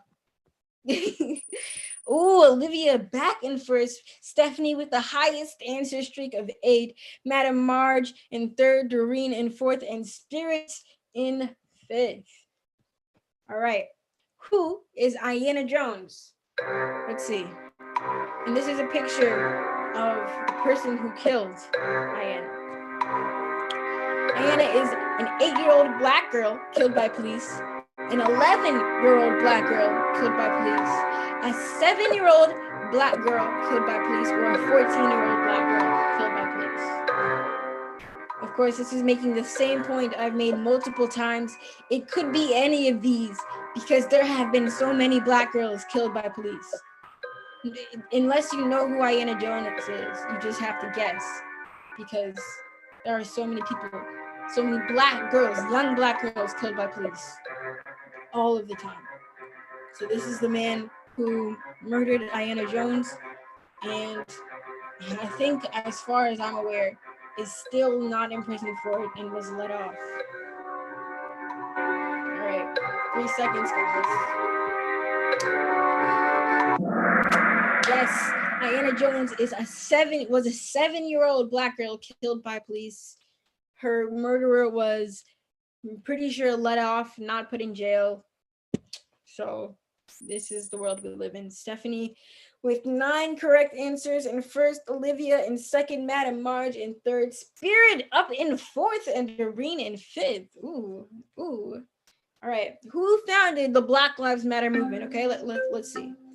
Did Patrisse Cullors, Assata Shakur, and T'Challa found the Black Lives Matter movement? Did Alicia Garza, Patrisse Cullors, and Nikki Giovanni found the Black Lives Matter movement? Did Paul Tabeti, Alicia Garza, and Patrisse Cullors, or N.K. Jemisin, Paul Tabeti, and Barack Obama? I mean, let's see. I hope you guys don't get this right. I mean, don't get this wrong. Good luck. Obviously, it's red, by the way. It's red. I'm just going to tell you now. T'Challa founded the Black Lives Matter movement. He's a legend. So choose red, guys. Choose red. Yeah. All right, 40 seconds.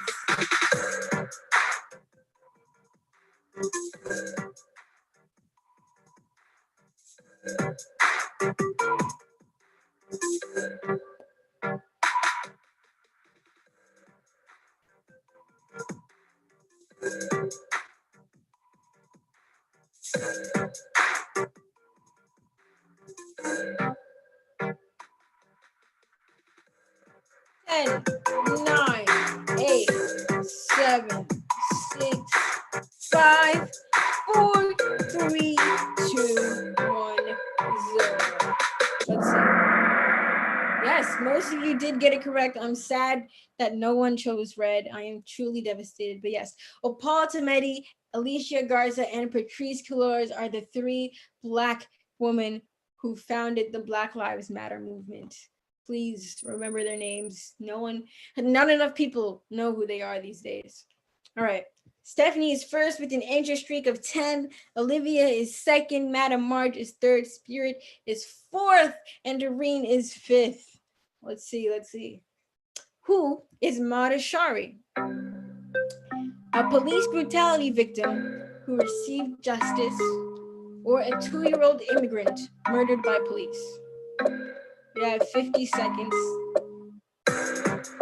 There should be no one who gets the wrong answer. You will be immediately kicked out. Let's see. Who is Mada Shari? 30 seconds.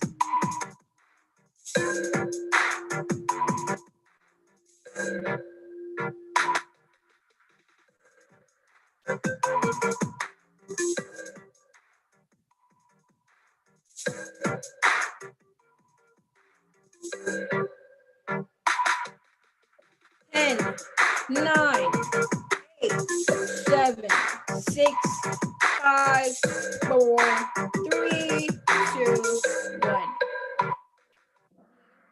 is a 2-year-old immigrant murdered by police. Montessori was in a van with many other people who were on their way to trying to free themselves and immigrate to a better country, a better place, hopefully, when they were shot by police who later claimed that the murder of this 2-year-old was not as a result of their bullets, but as a result of this cruelty and selfishness of the other immigrants in the trunk, in the van that they were all in. And anyone who picked red, those two people, I don't know what to say. I do not know what to say to you two. You're not allowed here anymore. Sign yourselves out. Go home. Okay. Stephanie's first, the highest answer streak of 11. Olivia is in second. Madam Marge is in third. Spirit in fourth. Doreen in fifth. All right. There's multiple correct answers. Who were the Little Rock Nine? All right. I love the Little Rock Nine. All right. 9 white students who advocated for integration in schools. 9 Black students who enrolled at an all-white Central High School in 1957. 9 Black students who were constantly assaulted for attending school. Or 9 white students who faced assault for being white. Let's see, 60 seconds. Who were the Little Rock Nine? Red is white students who advocated for integration. Blue is Black students who enrolled in an all-white Central High School. Orange is Black students who were constantly assaulted. And green is white students who faced assault for being white. 30 seconds, multiple correct answers. Let's see how you guys do.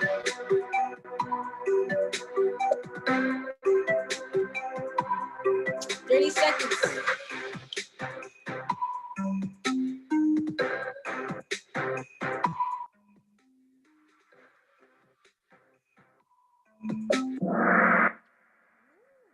All right. Most of you did get this right. The Little Rock Nine were 9 Black students who enrolled at an all-white Central High School in 1957 to begin integration. And they were, of course, constantly assaulted for attending school. You should read the book. I read the book when I was young. I'm gonna reread it. It was great. I love the Little Rock Nine. They're the best ever, okay? The best. Stephanie's in first, Olivia in second, Spirit, oh my God, up to third. What is happening? Madam Marge in fourth, Doreen in fifth, and Carla, what? Answer streak of 3. Oh my God.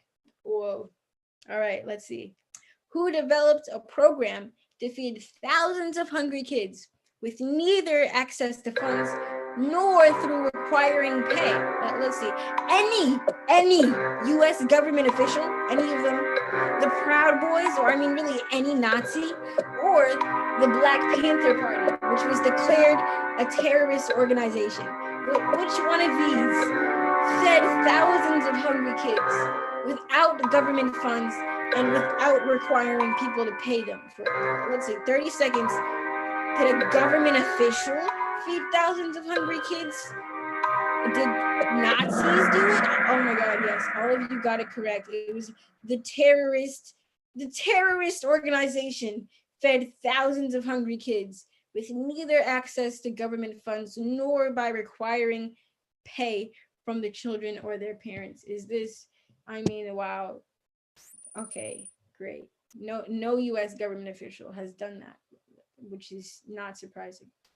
Stephanie's in first, Olivia is in second, Spirit is still in third, Madam Marge in fourth, Doreen in fifth, and 5 players just hit answer streak 4. All right, next question. When you say the phrase say their names instead of say her name, you are doing what? You are rightfully acknowledging all unrecognized police brutality victims. You are disrespecting the origin of the movement, which was for Black women. You are simply substituting one pronoun for another, or you are making the say her name movement inclusive. 60 seconds. When you say their names instead of say her names, you are doing what? Red is rightfully acknowledging. Blue is disrespecting the origin. Orange is simply substituting, and green is making the Say Her Name movement inclusive. 30 seconds.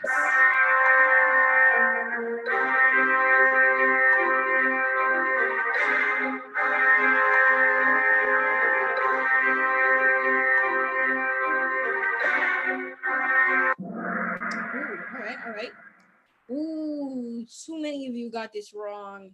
The answer is disrespecting the origin of the movement, which was for Black women. Even though saying their names sounds inclusive and sounds like you're rightfully acknowledging all unrecognized police brutality victims, the movement Say Her Name was specifically for the Black women who were not acknowledged, like Sandra Bland, Breonna Taylor, all of the Black women who are not seen. See, I said two names. I have failed here, and a lot of other people have failed. We know so many Black boys, and there are so many Black boys who are abused, but there are so many Black women who no one sees.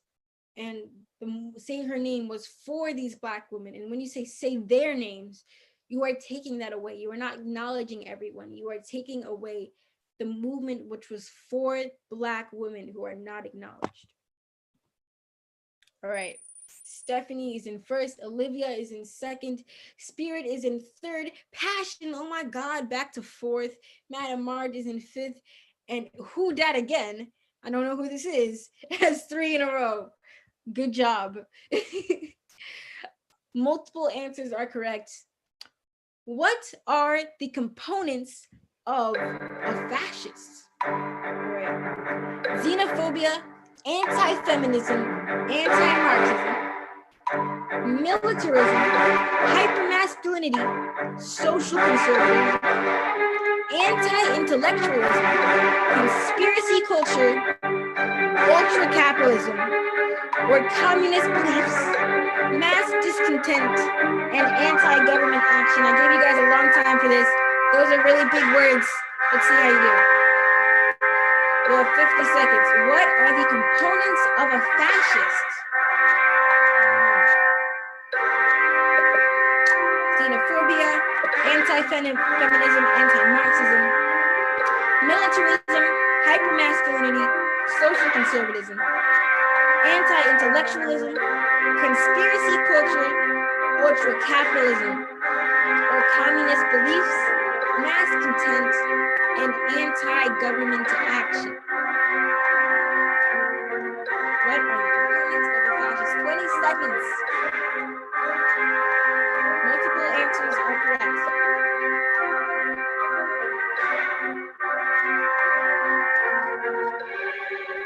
Ten, 9, 8, 7. Right, nice. All of you but one got this correct. I'm looking at you. Whoever got this incorrect, I'm looking at you. All right. The components of a fascist are halogenic nationalism, xenophobia, homophobia or transphobia, anti-feminism, hypermasculinity, cosmopolitanism, anti-Marxism, anti-unionism, conspiracy culture, ultra-capitalism, militarism, social conservatism, anti-intellectualism, and anti-judiciary sentiments, all of which should sound familiar to you if you have seen either Hitler or Donald Trump. You know, all of those should sound familiar. So these are the components of a fascist. Communist beliefs, mass content, and anti-government action are actually the components of a revolutionary. So if you have any of those, good job. Olivia in first, Stephanie second, Spirit third, Doreen in fourth, Madam Marge in fifth. Where did Passion go? But Hozo has 3 in a row. Nice. All right. Let's see, next question. We're getting to the end, guys. Multiple answers are correct. Who is the enemy of anti-fascists? Now that we know who fascists are, what fascists are defined as, who is the enemy of the people against fascists? The far alt-left, the far or alternate right, Nazis, or Democrats? I don't know, man. Who is the enemy of the people against fascists? Right, let's see, guys.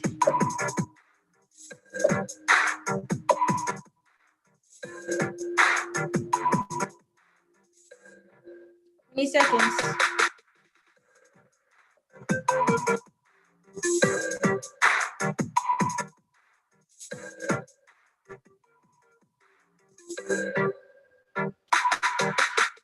Ten, 9, 8, 7.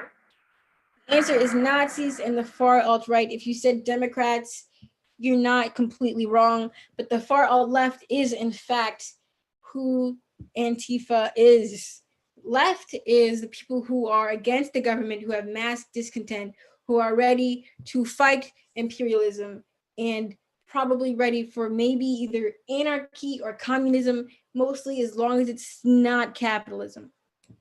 Far alt-right are the Nazis. So, and of course, Nazis are fascists. Democrats are not Nazis, but they are often not the solution to the problem that is at least America. All right. Olivia is in first, Stephanie is in second, Spirit is in third, Doreen is in fourth, Passion back up with fifth, and Oza has a streak with 4 correct answers in a row. Let's see. Here is a question. It is super opinionated, but let's see. Are all cops bad? No, there are a few bad apples. Yes, every individual cop aims to hurt minorities. Yes, not each individual cop is bad, but the system is meant to hurt certain people. Or no, all cops are good. 60 seconds. Red is no, few bad apples. Blue is yes, every individual cop aims to hurt minorities. Orange is yes, not each individual is bad, but the system is meant to hurt people. And green, no, all cops are good. Let's see, guys. Let's see.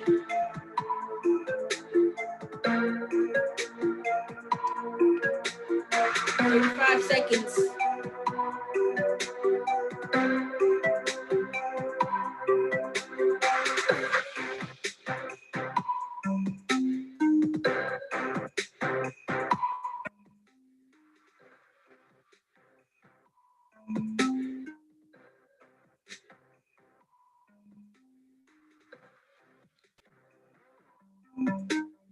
Ten, 9, 8, 7, 6, 5, 4, 3, 2,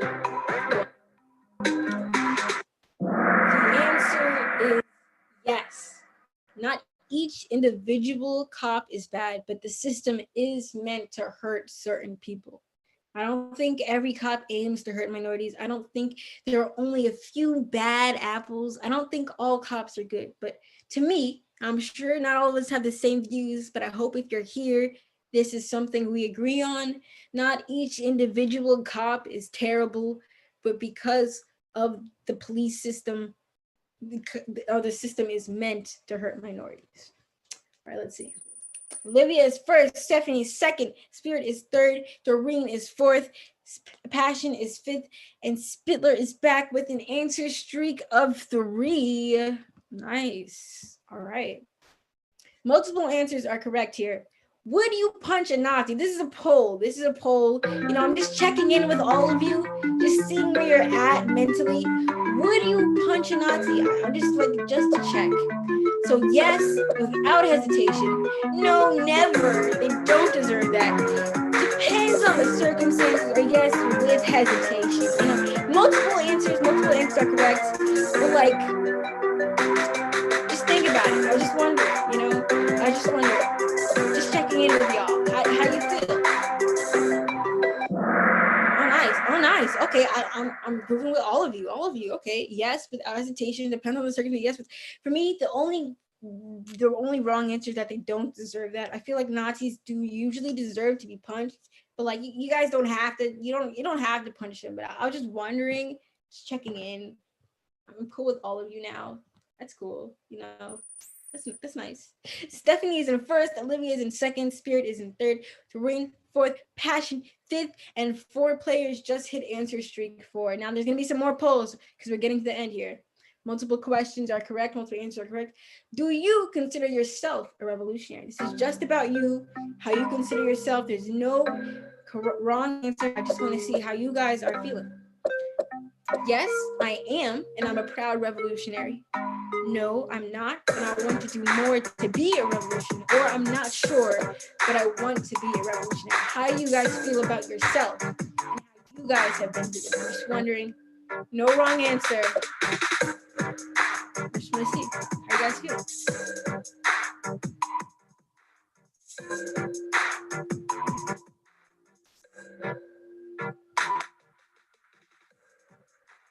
"20 seconds. You guys can take a bit to think about this.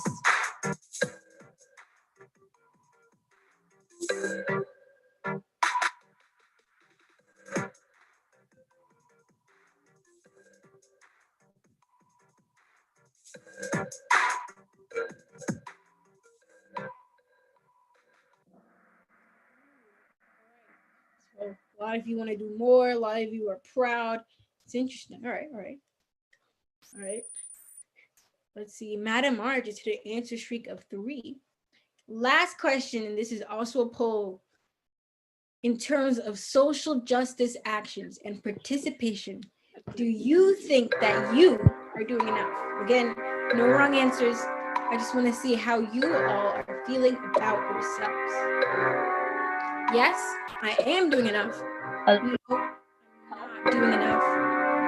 I find difficulty finding time/motivation, or I find difficulty finding action/events. How are you guys feeling about yourself? This is the last question. How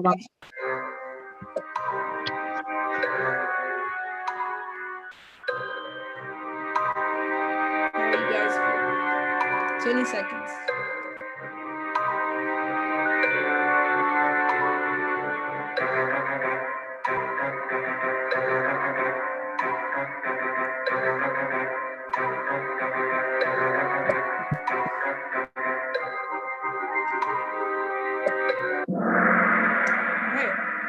So a lot of you feel like you're doing enough. Some of you think you're not. Some of you are finding time, finding motivation. And some of you are having difficulty finding actions and events. All right, that is it. Let's see. Let's look at the leaderboard, guys. Let's see.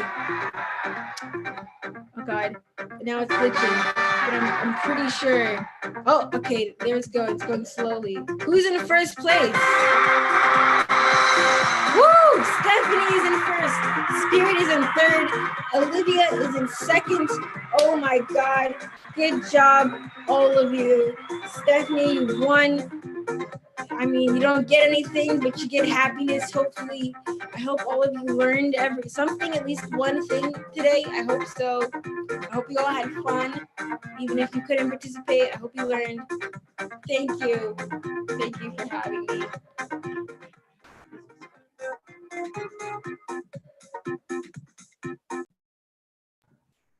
All right, shout out to Kai for making the best Kahoot I have ever participated in. I swear I've been in the most boring Kahoots, CPS high school, not knowing what's up. Kai knows what's up, that's for sure.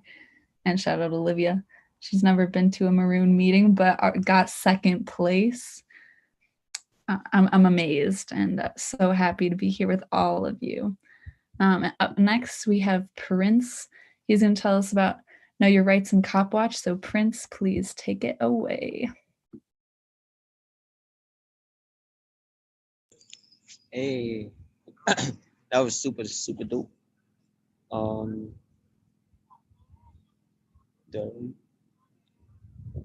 Yeah, so just going on for some basic know your rights and cop watch trainings. Yeah.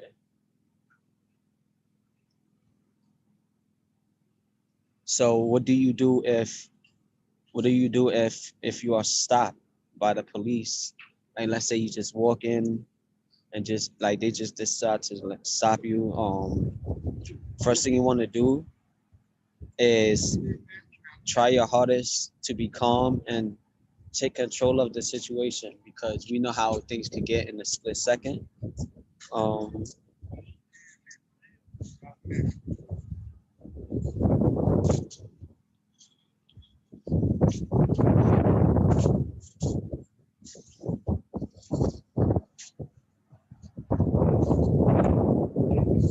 Sorry. So you always want to try your hardest to stay calm, no matter how crazy it could get. Do not run. That's like, that's just, yeah, don't run. First thing is first, if you are ever questioned by the police, you do have the right to remain silent. Say it out loud. I will remain silent. Like, I will remain silent. Also say out loud. Also say out loud. Especially, this should have been the first one too. Is am I being detained or am I free to go? This is something that you always want to ask, because if you are being detained, then you remain silent. If you are free to go, walk away, don't say nothing, just leave. And if you are being detained, just make sure you call your parent, your guardian, or a lawyer. Yeah, you could go to the next one.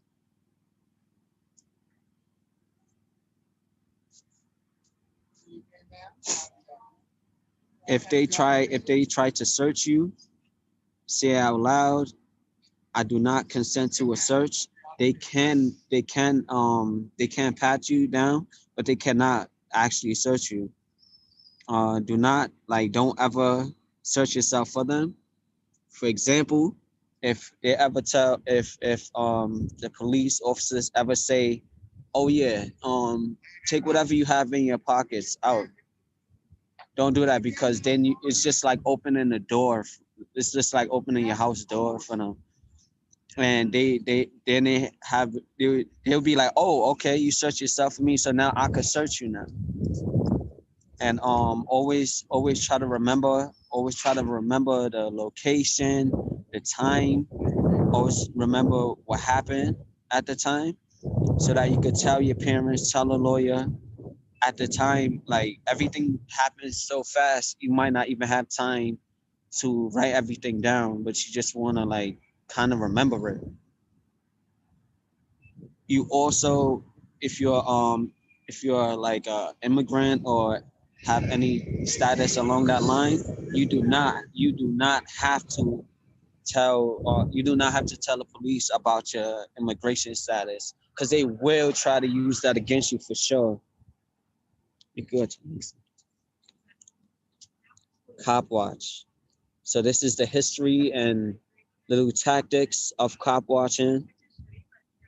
In 1966, it started with the Black Panthers. They created Cop Watch and called themselves the Panther Patrol, with a video camera, a law book, tape recorder, and guns. Panther Patrol worked in conjunction with local anti-police campaigns, and eventually the community actually turned to them for assistance instead of calling 911 or calling any type of police force. Although tensions are always super high, like in the streets, while cop watching, the most important thing to do is make sure that they know that we're out there to hold them accountable for the behavior, that how they interact with our community. Yeah. What's next? So one purpose of cop watching is to reduce police violence in the communities, Black, brown, and indigenous, to zero. Like, so how you do that?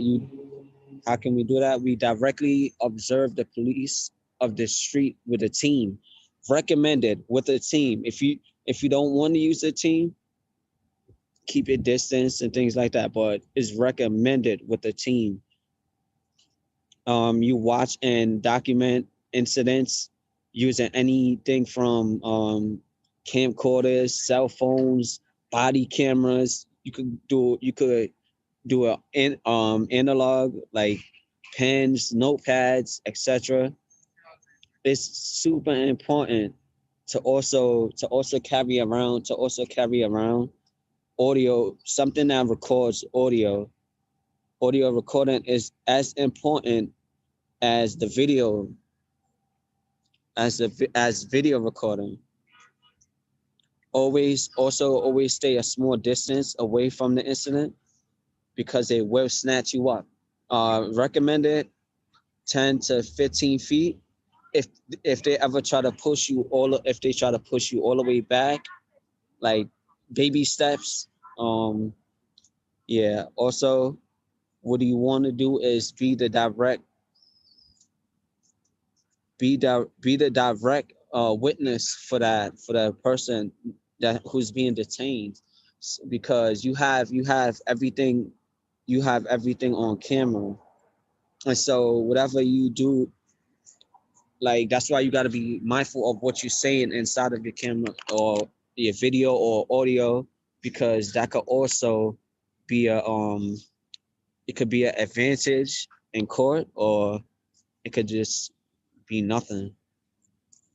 And also, what we want to do, the cop watches, is to educate people in our community about police conduct. You could go.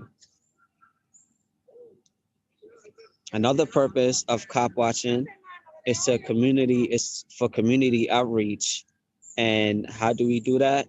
Empowering our community members to look out for each other. Walk around your communities, talk to community members, and give out know your rights and know your rights information cards. And also tell, instead of calling, there's always alternatives to calling 911. So tell community about any alternative that you know about instead of calling 911. Maybe someone in the community is like specialized in mental health or anything like that. That's the last thing you ever want to do, is call 911 or when someone is suffering with mental health, etc. Also, what we want to do, another purpose is to really set up community events and invite community members to build. So where, like, we keep us safe. We don't need 911. Yeah. You could go to the next. So the ultimate goal of cop watching is to get to a place where where the community is actually reaching out to you for help and assistance instead of calling the police. And that's literally the ultimate goal, to get complete control of the police. And we don't need police in our communities. We keep us safe, we keep our community safe, we keep each other safe. Also, for anyone who owns an Android, right now, iPhones I do not know about, but I know for sure anybody who's using Androids, you could download an app called Lockwatch. And this app is an app where if anyone,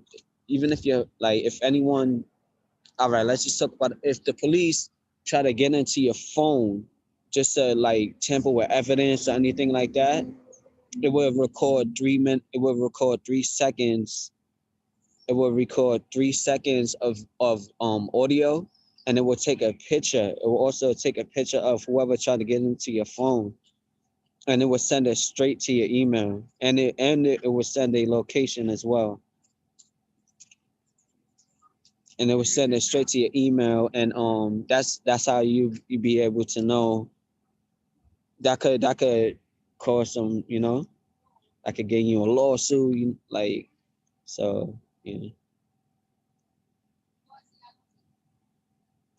That's it. So I just want to open it I just want to open it up with a Q&A, a small Q&A, if that's cool.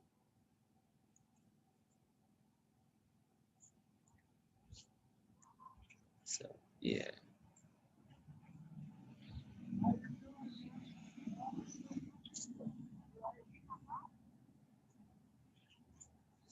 If anyone have questions, then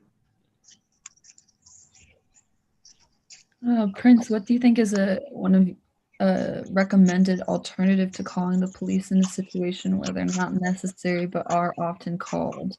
Like, in case of mental health where people might be having like a psychotic break and the police are called. What would you recommend? wait, say the last part again. What's a good recommendation for an alternative to calling the police in a situation for de-escalation?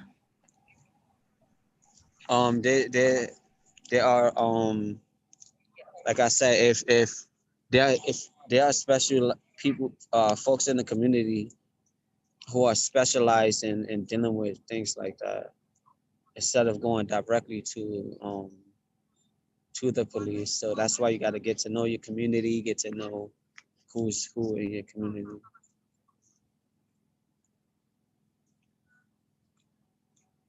Any other questions? If not, we could move on to Brother Shep. Okay, yeah. So, introducing the revolutionary, the elder Black Panther, Zulu Nation, King, Brother Shep.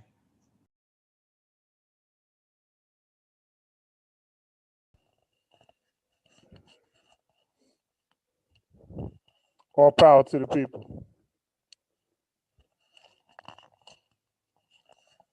I'm gonna open up by just saying, "Youth make the revolution." This is a phrase that we used back in the day, and that's reality. For myself, I joined the original Black Panther Party in 1973 when I was 19 years old, which actually was old in terms of being a Panther. Talking to a lot of young people, they seem surprised when I tell them that the average age of a Panther was 17 and that 2/3 of the membership were women. So those are facts that need to be put out, because especially with our sisters, because that's who ran the Black Panther Party. It was the women. You might see Huey and Bobby and Eldridge and all the rest of the brothers standing up, but that's who ran the party. I was trained by sisters, not just how to use and strip and clean weapons, but most importantly, how to study, how to analyze, use dialectical materialism, and be able to mentally be able to deal with freeing my mind to become a revolutionary.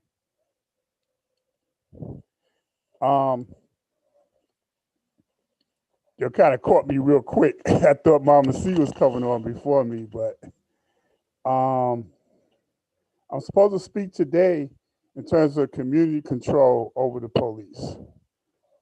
I put in the chat just a couple of comments from my young brother Prince Hakeem, who gave that excellent report on in terms of the cop watch and the Know Your Rights campaigns that are essential in terms of informing our community on how to deal with these pigs who occupy our community. So when you get a chance, look at those chats. We actually do a 14-week workshop, which we've been held up from doing primarily due to the COVID. But initially it started when they shut down the Sada Shakur Guillermo Morales Center at City College, where we were doing the workshops at for a few years. Pigs came in, raided the place, took it over, and we haven't been able to go back to City College yet, but we're still fighting with that struggle.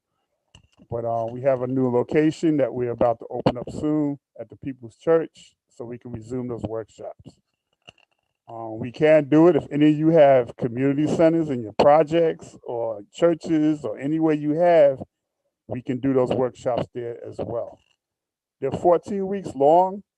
We originally started out with 7 weeks, which tells you how things have developed and how the oppressor has increased their brutality on our communities just over a course of about 5 or 6 years. To go from 7 to 14 means there's a lot of things that developed, such as ICE and the whole attack on the quote unquote immigrant community, surveillance, all different things that the oppressor has put into our community. So we've had to increase that. But you'll be certified, you'll be well trained so you can go out and teach other people how to deal, not just knowing your rights or how to do the cop watches, which we actually were the first ones to use the films, the cameras doing that in the 90s through the Black Panther Collective. And then we later on trained Malcolm X grassroots movement to take that over. And what you see now is a result of that training that took place in the 90s, where we put down the 9mm and picked up the 8mm, as was one of our veteran Black Liberation Army veterans, Brother Blood, put out when we did our press conference to open that up. So that said, again, youth make the revolution. If you, Spirit or whoever's doing the tech stuff, if you could throw up that, well, these are just some slides here. Yeah, y'all can look at these. These are basically some images. The first ones that you saw came from actually Black Panther newspaper, where you see images of the pigs. A lot of these were done by Emery, some by other artists that put work into the Black Panther newspaper. Culture is a weapon, and art is definitely one of the major focuses of that culture being a weapon. Then you see, like here, this is a more modern version of Black community control, the police, and you can just keep going. This is a demonstration that took place. Demonstrations all over the country in different cities have happened in terms of controlling the police. Next one. This is in Newark, a group, the New African Black Panther Party, which actually came out of the prisons from Brother Rashid, who was an artist also. A lot of y'all have probably seen his work that he's done all over in terms of political prisoners. He's a follower of George Jackson. And go ahead, next one. This is another large rally that took place, people demanding community control over the police. Next, this is another rally in Chicago, which has done some great work in there. Matter of fact, they had a national conference that took place early last year, or this year. No, it was last year, I'm sorry, late last year that took place where people came together to demand that the communities control the police. Next. This is a flyer from a rally that took place in San Diego, California. It says Baltimore on top. They just blasted that up in Baltimore, but it actually took place in San Diego. So you can see East Coast to West Coast. This is something that people are looking at. Next.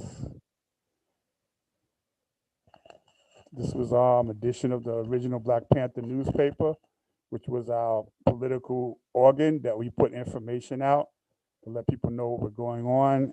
As you can see, this is little Bobby Hutton, who was assassinated by the pigs. And it says he was the beginning, not the end, and demand for community control of the police. Next. It's a larger picture. Okay. So if we can go to the piece from our website, which lays out the outline, which I'm going to go through very quickly so people can get an idea on what community control over the police really looks like. While they're bringing that up, just want to say that we're not talking about community policing. That's the last thing that we're talking about. We're not talking about the pigs being nice and walking through the community, getting to know you, you getting to know them, and all the rest of that bullshit. We're talking about the community controlling that institution that controls all the other institutions in our neighborhoods that we have no control over at all. What we're talking about is that all the institutions in our neighborhoods, particularly our oppressed neighborhoods, are controlled from the outside. All of them. The education system is controlled by forces from the outside, which are the oppressor, which is why we have inadequate education, why we're told lies, and why we don't get the truth. And our students and our children don't find out what's going on, and they won't even get 1/4 of what we're doing just on this program today. The housing is controlled from the outside. There's no reason why people should be homeless and sleeping in the streets.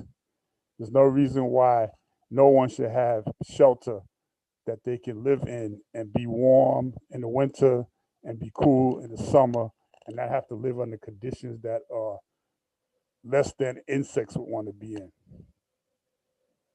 The politics are all controlled from the outside. These Democratic clubs and Republican clubs and all the lobbyists and corporations that control all the so-called electoral politics, that comes from the outside. And even when we elect someone in our community, they're pressured by those forces and threatened to take away their funds if they don't go along with the program. The economics is controlled from the outside. Jobs, businesses, the money, everything that comes that we need in our community to exist in terms of economics is controlled by the outside. How many times do you see stores and restaurants in your community where our people try to open up businesses and they get shut down because the rent is too high or they raise the rent up and gentrification comes in and all the rest of those things? The health and hospitals are controlled from the outside. We already know the conditions, even with COVID, how we're the last ones that get treated and the first ones that get infected. And particularly in our prisons and in our nursing homes, you know, our most susceptible elders and people who are poor are the ones who are targeted. And we know if to get into the pharmaceutical companies and the drugs and all of the other things that are done in that whole aspect to make money. The food is controlled from the outside. We get the worst food in our communities and our supermarkets. We have black farms and brown farms all throughout this country, and they're suffering. They can't get their goods to us, so we get the worst ones. We get the ones with the germs in them and the chemicals in them and everything else. So we have no food security. And we put all those things together, and they are enforced by the pigs. The police, the prison industrial complex control all of these institutions that we have no control over. So we have to deal with them because they are the right arm of the oppressor. They are the occupying army in our communities. They're the ones that we need to remove from our communities. When we say community control over the police, we understand this is not a solution to revolution.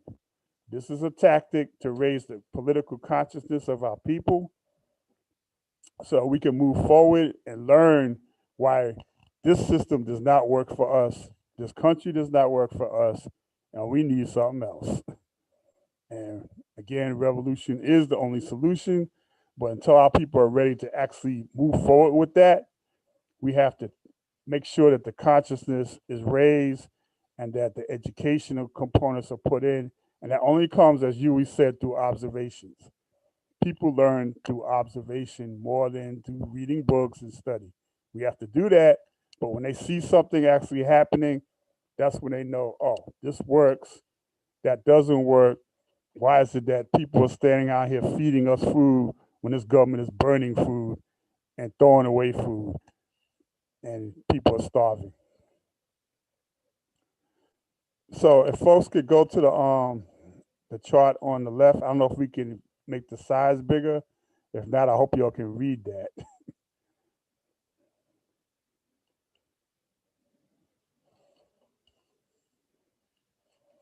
Well, we're talking about this campaign in particular comes from what came out of New York City, based upon all the history that we had back in the day, from the Young Lords Party to the Black Panther Party. Even our community control, the police workshops I talked about was put together by myself and Brother Richie Perez, who's a veteran of the Young Lords Party. Coming out of that whole era of the 90s, I know folks that were involved yesterday with the October 22nd and stop the, October 22nd coalition and Stolen Lives campaign. Richie Perez was involved in that from the Justice Committee, and we all protected the parents back then because the police were harassing them. Some of you might see recently on the news before Giuliani came into office how Dinkins was attacked by the pigs and his staff was attacked by the pigs through Giuliani's police riots. I'm not trying to advocate that Dinkins was the greatest thing in the world, being the first Black mayor, but the pigs made it clear that they did not want Black people running New York City, and Giuliani was behind that. The staff was spit on. There was a lot of terror that was going on then, a lot of police murders that went on then. So folks should definitely look up look up Amadou, look up Baez, look up the Rosarios, look up all those early campaigns that took place back then. And you see thousands were in the streets even then, protesting. And we called Giuliani Giuliani because that's what he was. He was a ghoul, and he still is. So looking at all of that, we should not be surprised that the pigs are the pigs. A pig is a pig is a pig. I wrote that in the chat. When folks, that question came up, and Kai, you did an awesome job. I just want to say that again. And we got plans for you.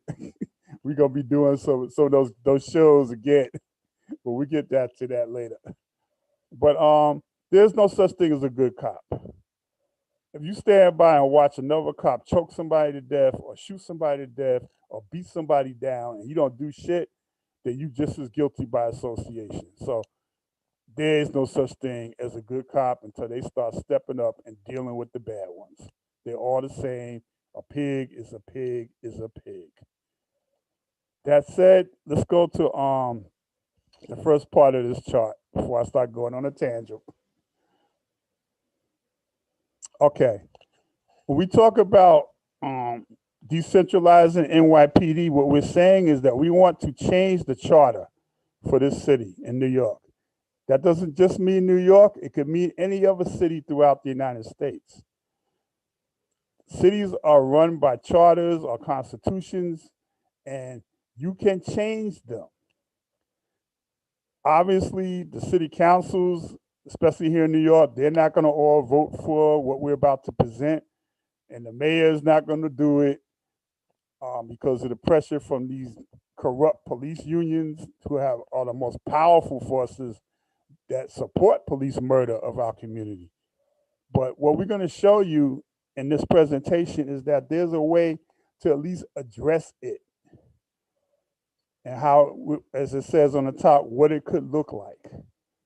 There are 51 council districts in New York City. They're all over the city. If you live in Bed-Stuy, you have a council person. If you live in Harlem, you have a council person. South Bronx, North Bronx, Queens, wherever you are, you got city council members that you vote into office. They could actually vote to have this community control put into action. But we know they're not going to do that. We also know the mayor, who has the power to do it, is not going to do it. So it's up to the people to put a referendum on the election day ballot that the people could vote and have the charter changed.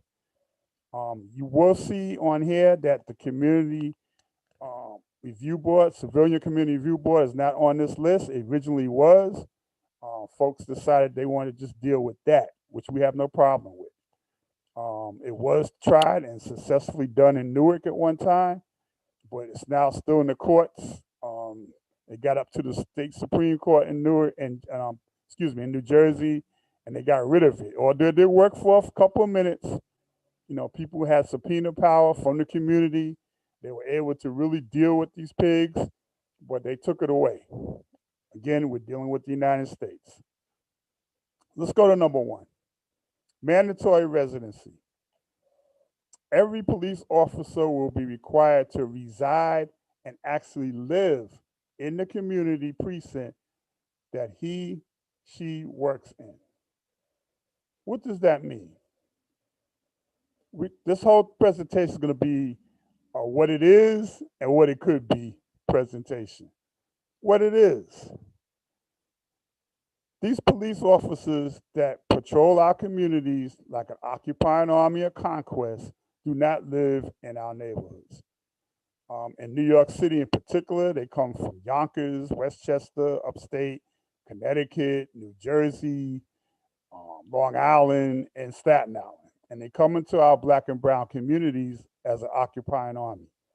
They have no vested interest in us. They don't care about us. I've been to demonstrations where they kill people in our community and actually heard pigs say, I don't give a fuck if they burn this whole shit down. I'm still getting paid. They don't care. They don't live here. They don't want to live here. They've said that, which I'll go into. And so they need to go.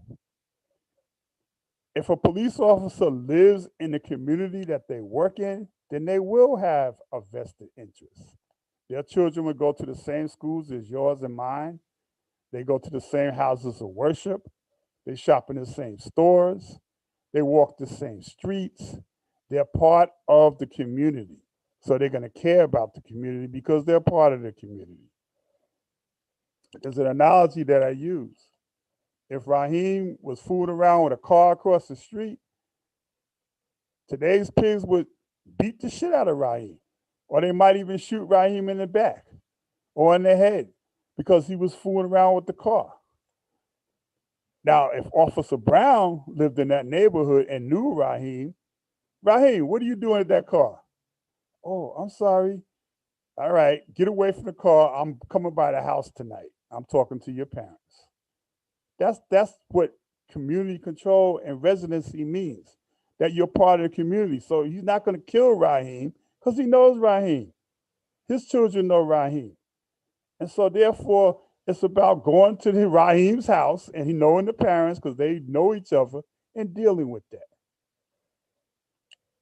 Another negative part, and this is minor to y'all, but people who live in the neighborhoods where there's no parking because the pigs got whole blocks blocked up with their cars, or they take up space that could be a community garden with their cars parked up. They wouldn't be doing that because they live in a neighborhood. They're not coming from Staten Island and Long Island and Yonkers and Westchester, in Jersey and Connecticut and all over the place. Their little houses they have in the suburbs.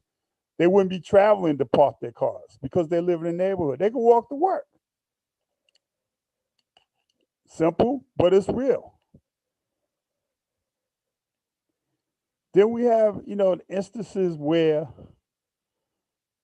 we talk about elected neighborhood precinct commanders.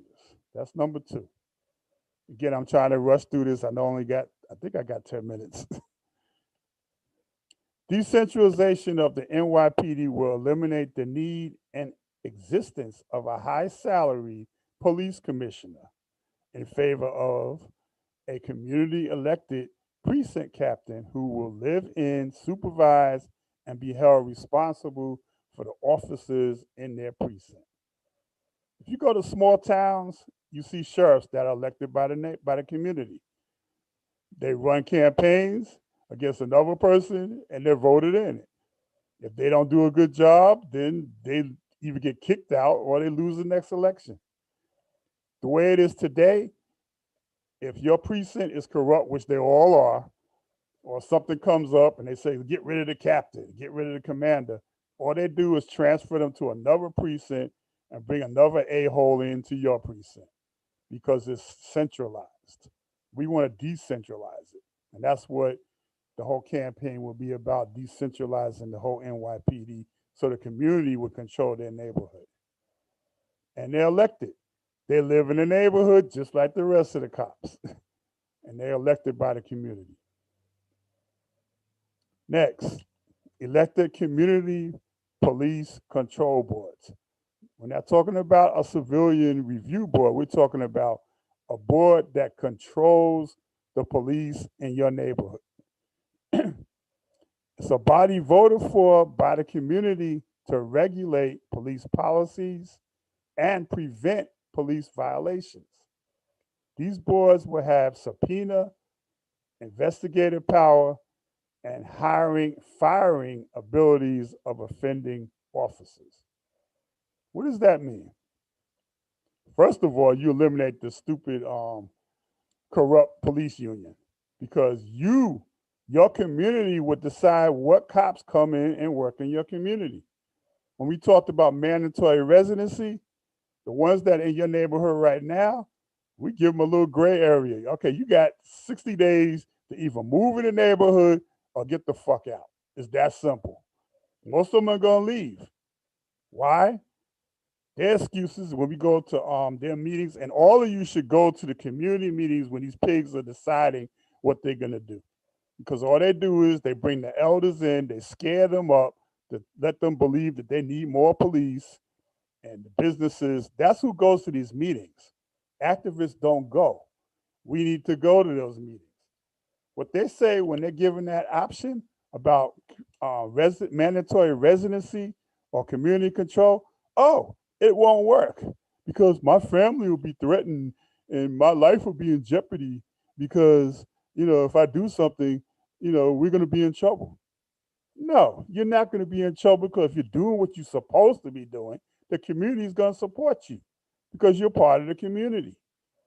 And that community board will make sure that you do what you're supposed to do or they're going to fire you and kick you out of the community. The other excuse, oh, it's going to be corruption. There's already corruption. These cops come into our neighborhoods.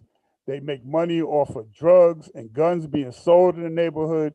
And it's nothing but corruption because they don't give a damn. They don't live in the neighborhood, so they don't care about the neighborhood. And if somebody dies, and they kill them, so what? They don't care. So there's always corruption in the neighborhoods as long as they don't come from our community and they come from the outside. So that's another lie. Last thing they try to say is it's too expensive. There's no way to live. Then you get some who are so bold to say, I don't want to live with those people in that neighborhood. Well, then you don't need to work there either. Get the hell out. So they need to leave. And people that want to live there, those are the ones that would be there. When we talk about the hiring, corporations go to colleges and universities and they recruit people to come into those companies. It's the same thing. Your control board would go to the police academies. They would interview prospective officers to come into the neighborhood to work there. They'd be able to weed out the ones that are crazy, the ones that are mentally deformed, and be able to figure out who really wants to work there. And those are the officers that you would have in your community. And of course, they'd be able to fire them and get rid of them if they didn't do what they were supposed to do. All this can be put in that city charter. Next one. Elected special prosecutors. Can we move down to that? Duly elected representatives to investigate and prosecute allegations of serious criminal conduct by police officers. They would be independent of the district attorney's office and will help bring accountability. Once again, we're talking about individuals that would run for office in your community that are elected by the people in that community and that they live in the community. Why do we want to do that? Just what said this there.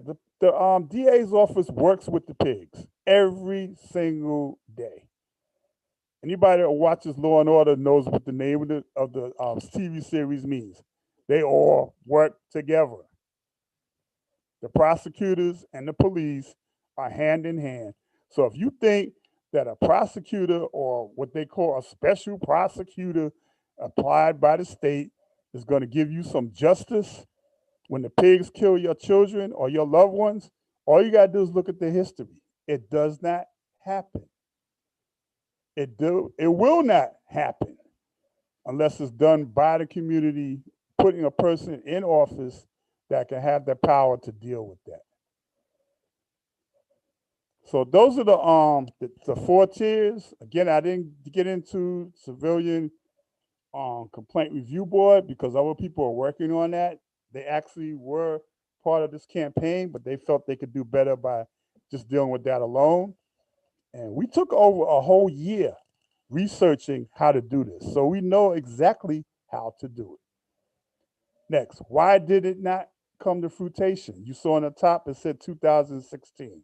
We started working on this in 2015. Most organizations that were proponents of police reform or anti-police terror, murder, brutality, they said that, oh, we don't vote. We don't believe in the voting system.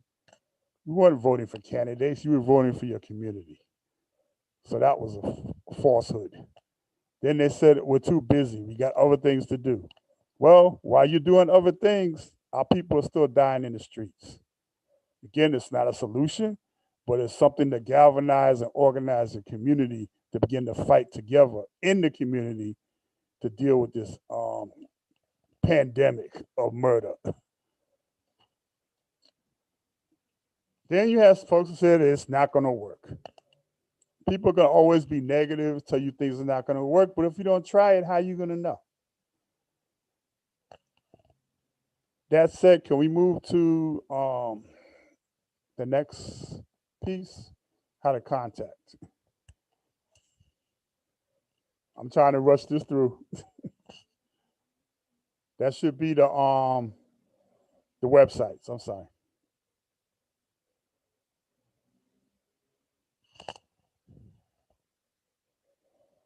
Okay, once that gets brought up, there's 2 websites. Right now, they are inactive, but you can go on those websites. There's our website, and then there's our Facebook page. This is the actual voter campaign website. In here, you can see some of the things that we did. If you could just go back to the sister with the afro real quick. Okay, we held a conference with the parents, the pink one. Yeah, that one. We held a conference at Hostos College where we had the mothers and family members of who had loved ones murdered put together a platform. And you can see that platform if you go on this website of basically what they want and what they need from the community in terms of things that they felt needed to be done to support them. And that came from them. So folks need to look at that. We support them and what they do, and we make sure that it gets enforced, whether it's in court, on the street, or whatever. We protect the families and we protect them and make sure that those points are carried forward. Go to the next one. Should have Kaepernick's face on it. Okay, right there. There was a time when the NFL had their headquarters meeting here in New York City. This gives you another example of how other groups here did not respond when they could have. We actually had a caravan of NFL players that came in front of NFL headquarters where they had their meeting at, and we had a rally there that were about to get out their vehicles and support the rally. But because there were only about 20 people there, they didn't do it because nobody came out. Folks did not want to support that. Now, years later, Kaepernick has supported Mamiya. He's speaking out, but we had other players that were willing to stand forward then. That's why it's so important that folks put their sectarian politics aside and understand that this is about life and death. We have to come together and deal with these situations when they arise. And that was an opportunity that was lost back then. So check out the website, look at the documents, look at the information that's there. And most importantly, we need folks involved. We want to get the website active again. We want to get the Facebook page active again. But we need mostly young people that's going to be able to take over and put information there on a regular basis. We don't want to look at stuff that's 5 and 6 months late or 2 and 3 weeks late. It needs to be updated and put into focus and put into action at all times. This is what we need. If you go to the last thing that's on the list, which has the actual website, you can click onto those websites, and also my email is there. Can we move to that? That should be the blue that I sent you. The links to the website, to the Facebook, and to my email. Okay, there we go.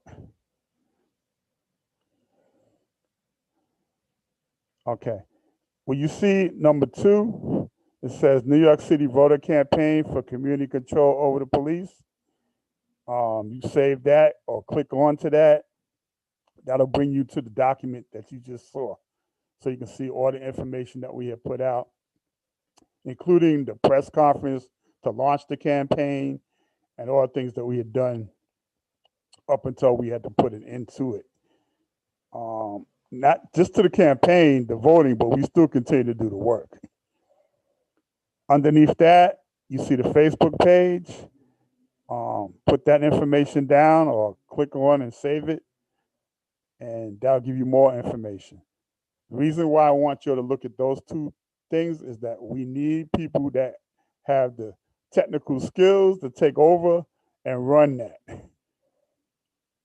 That's very important in terms of getting that information out. Last but not least, my website, my email, panthershepcat@aol.com. Yes, I still use AOL.com. People laugh at me on that, but I've been using it for decades when they was the premier email source. So no reason for me to stop. So that's it. Hit me up there. I can send you more information. And if you want to be part of our private network, which is BCC only, and we'll give you information on activists, events, and political events, and revolutionary events. If you're having events that are community oriented, then we will put that out. We have over 8,000 people in our network. We're not talking about Facebook. We're not talking about Instagram and all that other stuff. Our network is secure and it's private. And it's exclusive to people that really care and want to serve the people. So you'll get our people survival programs, our police brutality information, our political prisoner work,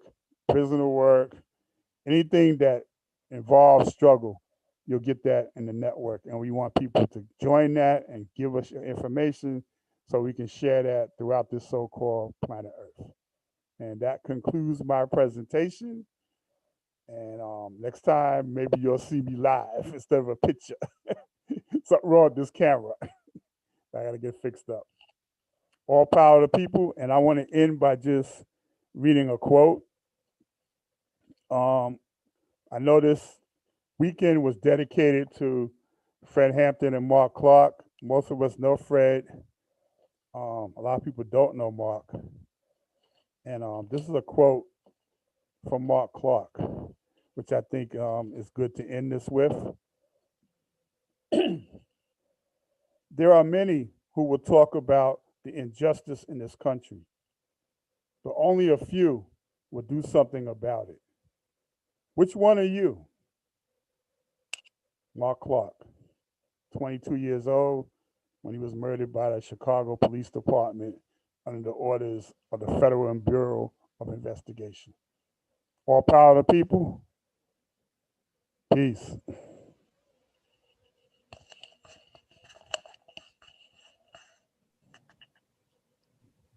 All power to the people, y'all. That was amazing to hear from you, Brother Shep.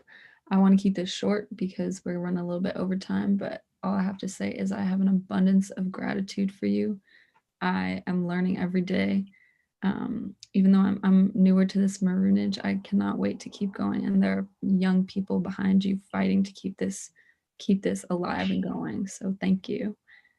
And with that, we are moving on to Miss Remedy and Mr. Cyan. Whoever wants to go first. Thank you. Hi, my name is Remedy, and I'm with you there, Carla. I'm kind of new, and I'm so grateful to be here. Thank you so much to the youth movement for sharing this platform. I'm going to try and get through this quickly, and what I'm going to share with you is what happened to me. Stop Killing Us is so appropriate because in the spring of 2014, there's a major echo. Can you guys hear that echo? If you can't, then I'll just keep going. Anyways, it was spring of 2014, and a close friend of mine, his mother had passed away in the night. So me being the friend that I am, I went to his house the next morning to help make a couple of meals for him and his elderly father, and also to just clean up the place, because you know how it is when somebody passes away. So of course I smoke cigarettes, bad habit, don't do it, kids. But I was switching over from smoking cigarettes to nicotine in a vape format, and my vape was malfunctioning. I needed a new battery or something, and my friend's cousin, who I had just met, said, "Oh, there's a vape shop right around the corner. I'll take you." I was like, "Okay, cool." And I went with him, and I got my vape, and around the corner from the vape shop was his friend's house, he said. So we went there. He's like, "Yeah, let's just stop by." I was like, "Okay." And his friend offered me a drink. And it was kind of a heavy day, so I took a drink.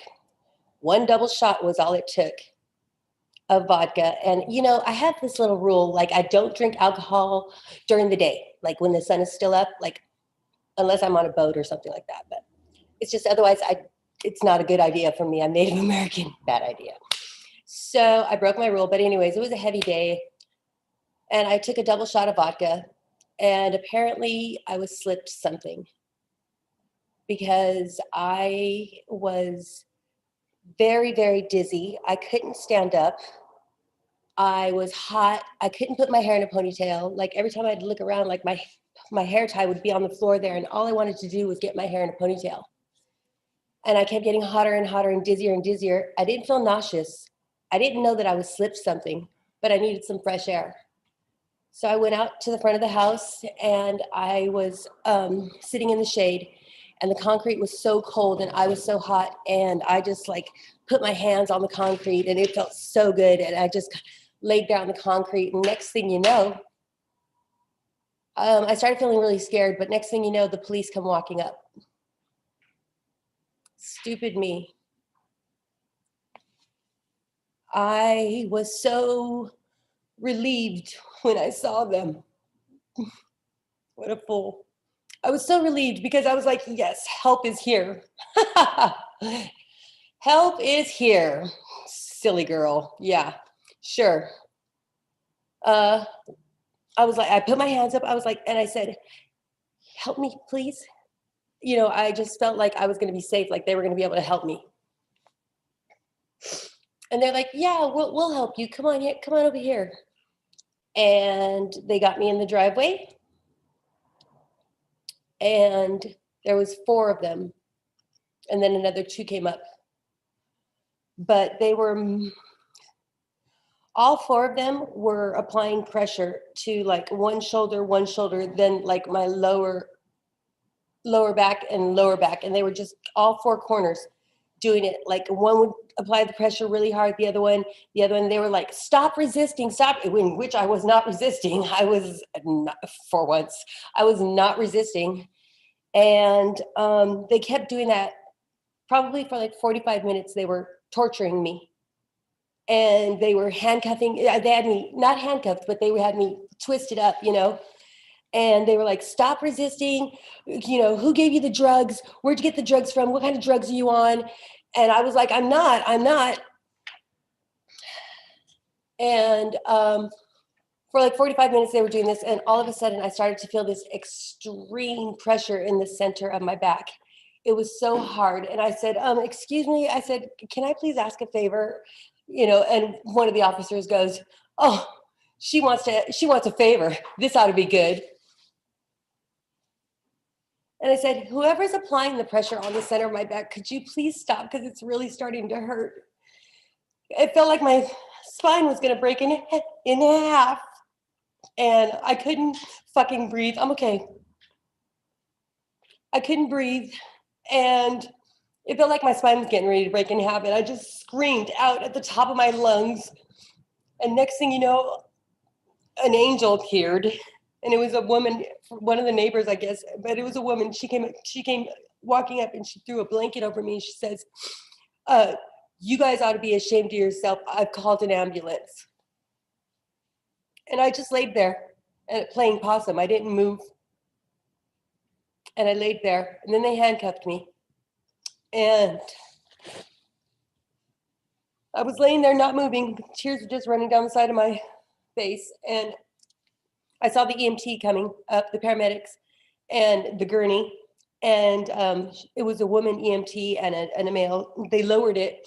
And as soon as they lowered it, I like crawled to try to get onto the gurney. And she goes, oh, you can get on by yourself? And I just looked up at her and I was like, you know, I didn't say anything. I didn't have it in me, but I just looked at her like, yes. And she goes, oh yeah. Then the cop fucking comes up. He goes, oh, we'll help you. Raise that up. And she paused and she just, I don't know what, if she looked at him or what, but she paused, she hesitated. And he goes, raise it up. So she raised it up. And I was, by this point, I was like rising up to my knees and I looked up at him and he stuck his fucking boot, bam, right in my chest and pushes me back on my back. And he goes, come on, let's help. To his partners, and they rolled me over. And that's when I died. Because the next thing I know, I am in the ambulance and I'm above my body. And I'm looking down over the paramedic's shoulder and I'm telling her, I don't need that. I don't need those. I was telling her I didn't need the pads. I died, but I wasn't going nowhere. It wasn't my time. And I was right there, right over her shoulder, this far away from my body, looking down at me, at my dead body. And I was like, I don't need those, I'm telling her. And I swear it was the fastest millisecond I've ever, I can't even, instantly, it was the next day, 10 a.m. in the morning. This happened like at 3:30 in the afternoon, the day before. But the boom, lightning, faster than lightning. I woke up really foggy and dazed and dizzy, and it took me about 3 days to put what happened all together. And fuck Norwalk fucking pigs. Norwalk Police Department did this to me. Thank God they didn't use their fucking guns, but they put me in some fucked up hole that got me. So I'm really, really, really glad to be here today, but stop killing us. Thank you for letting me tell my story.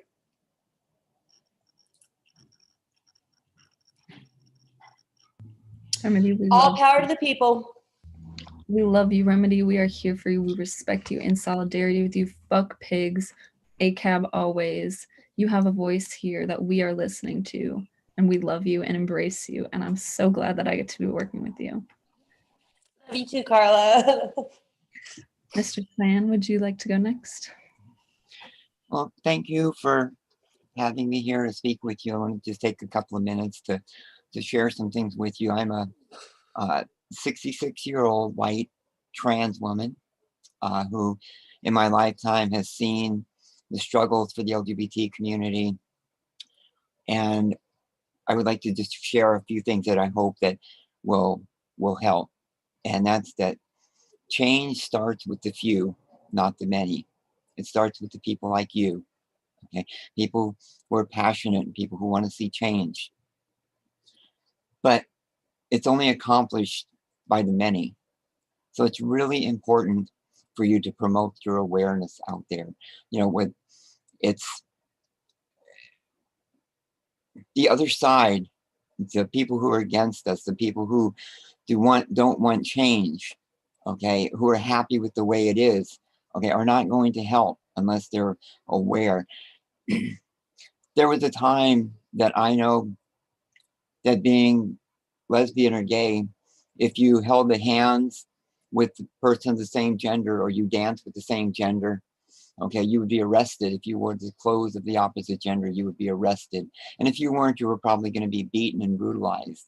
And to this day, women of color, trans women of color are murdered every day in this country and around the world. Okay, and there's very little awareness of it. The media is not reporting it. We're not getting the message out. Right? But when Harvey Milk decided to take a seat in San Francisco and for the LGBT community, he got his community and said, we need to show them, you need to come out. You need to let the people know who you are, that they see that you're just like them, that you're not the picture that being painted of what gay lesbian people are. And they came out in force, and all of a sudden people who had friends and family started to realize that these are not bad people, and they grouped together, and that awareness brought the outside community, the allies as we might call them today, together, and that helped change. Okay. The other thing, and I'll go really quick here, the other thing that's very important is your messaging, and that's that the few very rarely have the voice that the many have. Okay, the police department, people like Trump, the racists, those numbers have the voice. The media will report on what they see and what they hear. Okay, and when Black Lives Matter started years ago working with them, okay, one of the biggest battles they fought was the propaganda battle, and it still happens today, even though there were millions of people out there protesting. Okay, the right used the message of the very few people that decided to loot or cause trouble, and that's the picture that they paint out there. Black Lives Matter gained their momentum this year because of the video, because of the messaging that they were able to get out to the public. The people are brainwashed, thinking, like it was said earlier about NPR talking about an unarmed Black man, and it's because people assume the worst. Okay, they have to say that to take and qualify that this was somebody who was innocent. And when these videos started to come out, and mainstream America started to see the injustice that Black men were facing just by existing, just by breathing, just by being Black and being killed and murdered in the streets, okay, it made a difference. It reached the heart of everyone, okay. It's our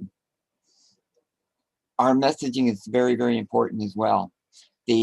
What we say and how we say it has a long way of making change, okay. Using the term defunding the police. The right goes out there and scares mainstream by saying they want to break down the police department. They want to take the money away. They want to remove the police. It's going to be crazy in the streets. You know, police aren't going to be available if somebody's breaking into your house, and they scare people. They control through fear. Okay. So we do need to do things like make sure where our message is in that we want to use terms like reform, like Brother Shep said here, which was so great. In many cases in the past, okay, once we've gotten the word to the masses and we get their attention and they say, then what do you want? Okay, we're not ready to tell them what we want. The LGBT community, there was a gentleman, I use that phrase loosely, Fred Phelps, founded the Westboro Baptist Church, a hate organization against LGBT. And they would go out to pride festivals and stuff, and they would videotape people when they would yell obscenities to the LGBT community, and we would take and flip our finger and tell them to fuck off. They would record that, and then they would use that to send out, and they would raise millions of dollars from people showing these things. And when the community started to take and stop showing that and stop flipping their fingers and telling you, we love you too. They couldn't use that anymore. And eventually their propaganda about how bad gay and lesbian was, okay, started to deteriorate, and it turned. And today we have legalized gay marriage, which I never thought I would see in my lifetime. And it came through change. It came through a long, long struggle, and being something and being able to, when you get the attention of them, is to be able to say, this is what we want. And what Brother Shepherd showed there was exactly what you need. When you get that attention, you need to say, this is what we want, and this is how we're going to do it. Okay. I could go on, but I won't. But the other thing is, be prepared to take a seat at the table. Okay. Step up, learn about your things. If you really want the system to change, become part of it. Get a seat at the table and make that change. Get involved in city councils, get involved in community groups and stuff, and don't give up. It's a long, long, tough struggle. But it's people like you, people who are young, people who have the passion to take and make it work, and take it from someone who has seen the change in 66 years. Okay, you can do it. But just don't make the same mistakes that some other people have made. Learn from your history, and just group, gather, promote, get your messaging out there. And thank you again for allowing me to speak to you. I'm very inspired by your movement and the fact that youth today is stepping up and trying to make a difference.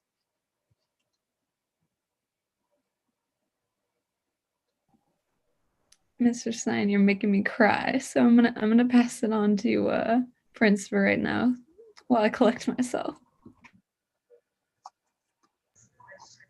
Yeah, so we're gonna close it out. We're gonna close it out. Give me a second.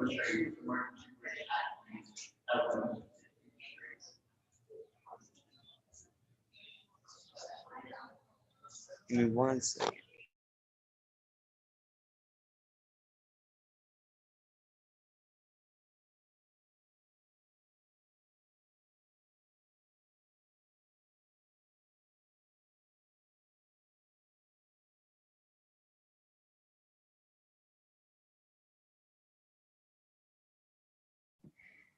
What I have to say is I have so much gratitude for everybody on this call.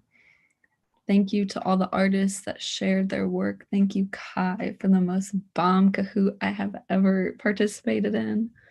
Thank you, Brother Shep, for sharing your wisdom with us, not only your passion, but your strategies, because that's what we need. We need to work together and have an action plan, all fighting in this. We know where we're going, know what we need to do. Thank you to Prince, Doreen, Rosa, Spirit for organizing this and making this happen. And thank you for Remedy and Mr. Cyan for sharing with us. Remedy, my heart is with you. We are all with you. We embrace you. We love you. All right, Prince. Yeah, so this is super, super dope. Like, well, as I expected it would be, honestly. And for it to be like youth led, and to hear like stories, and also to see like the culture and the training, like we went to something new for sure. And definitely learning from our elders. Yeah, I really asked everybody to like take a deep breath in. I know this was a lot, but it was very important to have. And yeah, we're gonna continue to do this. And also if you want to organize further, we do have meetings on Wednesdays. On Wednesdays at 5 p.m. So yeah, you too. Thank you all for being here. I would say for everyone to drop their social medias if they feel comfortable, so that everybody could like connect with each other on a social media basis, even though we can't see each other like face to face, like personally. But yeah, just to keep the work done. And I'm so happy that this happened. So, yeah, I don't want to take up. And I will say on December 13th at 1 p.m., there's going to be assessment of this conference and next steps. So watch out for that in emails. And Spirit let me know that we have a video from Urban Art Beat to kind of end us off with some positivity and some love. So after that, we'll be ending the call, but so much gratitude for everybody here. Thank you for sticking with us. The future is bright and the path ahead is glowing, and we're all walking down it together. Oh, I was gonna say after, if any one of the youth have any final words, like you could definitely. Yes, please. If you have any last words, please feel free to pop in.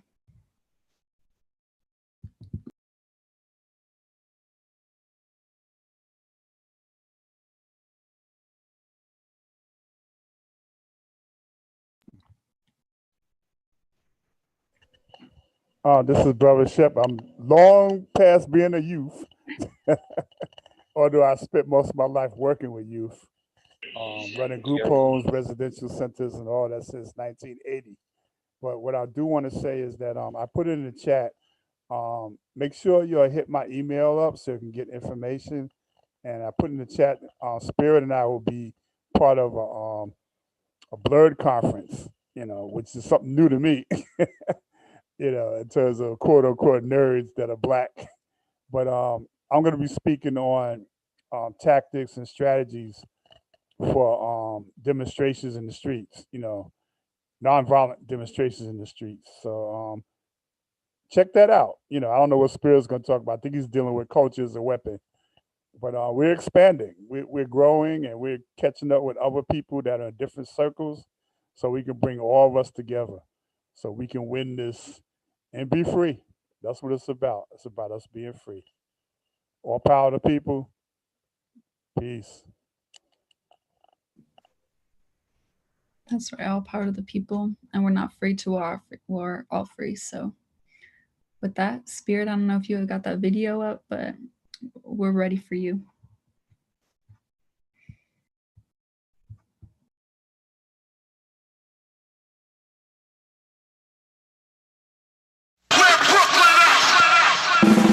In my neighborhood, all I hear is gunshots. In my neighborhood, all I hear is gunshots. In my neighborhood, all I hear is gunshot. It won't stop on each block. How many mothers got buried their child? Yo, bro, you want this Glock? Nah, die in my style. I rather chill back, get money. Why you shooting for? Y'all ain't Curry.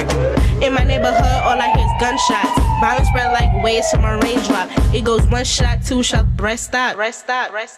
No get back. Cause in my neighborhood we pop like we can't stop. The hood mud like y'all upon the head top. That's why I keep on praying and I keep on saying and I keep on singing to the beat like. In my neighborhood, all I hear is gunshots.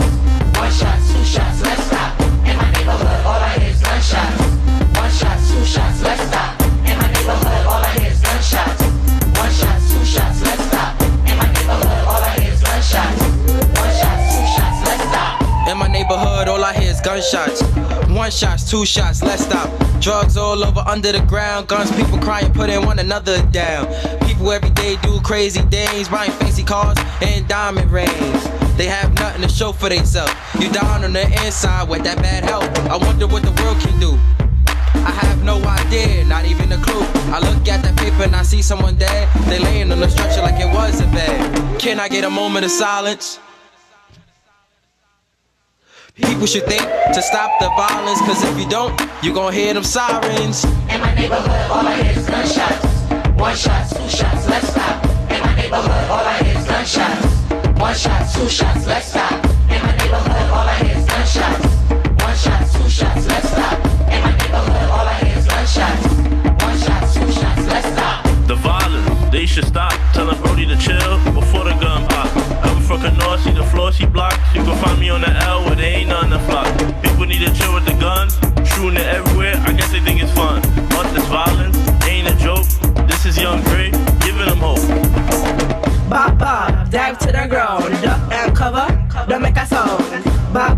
let me spell it out. SOS, we'll have the crown. Baba, dive to the ground. Duck and cover, don't make a sound. Baba, let me spell it out. SOS, we'll have the crown.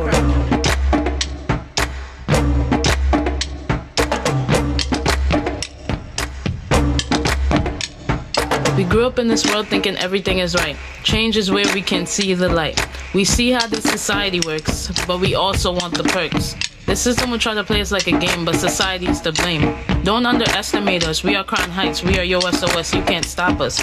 You can't stop the dream. Yeah, I'm with my team. Whitney, Carl, Shannon, AJ, Andre, and Malik. I look beyond the walls and see the change we need, the change we crave. Without that, we can't be saved. The shots we fear, the shots we hear, always need to be aware. Stop the violence and start to care. We're back.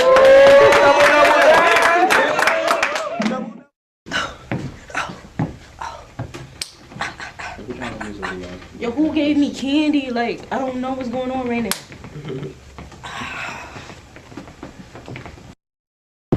It's a beautiful morning. Ah. Baba, dive to the ground. Come on. Let me make a sound. Shut up. We grew up in this world thinking everything is right. Be a little bit faster, like, yeah? That sound right, Oni? Okay, and go. Beautiful. Like a dance. Yeah, you have a dance party. Oh, that's it? Can we? Okay, boys. Carl, I know you can dance. I can dance. I know you can.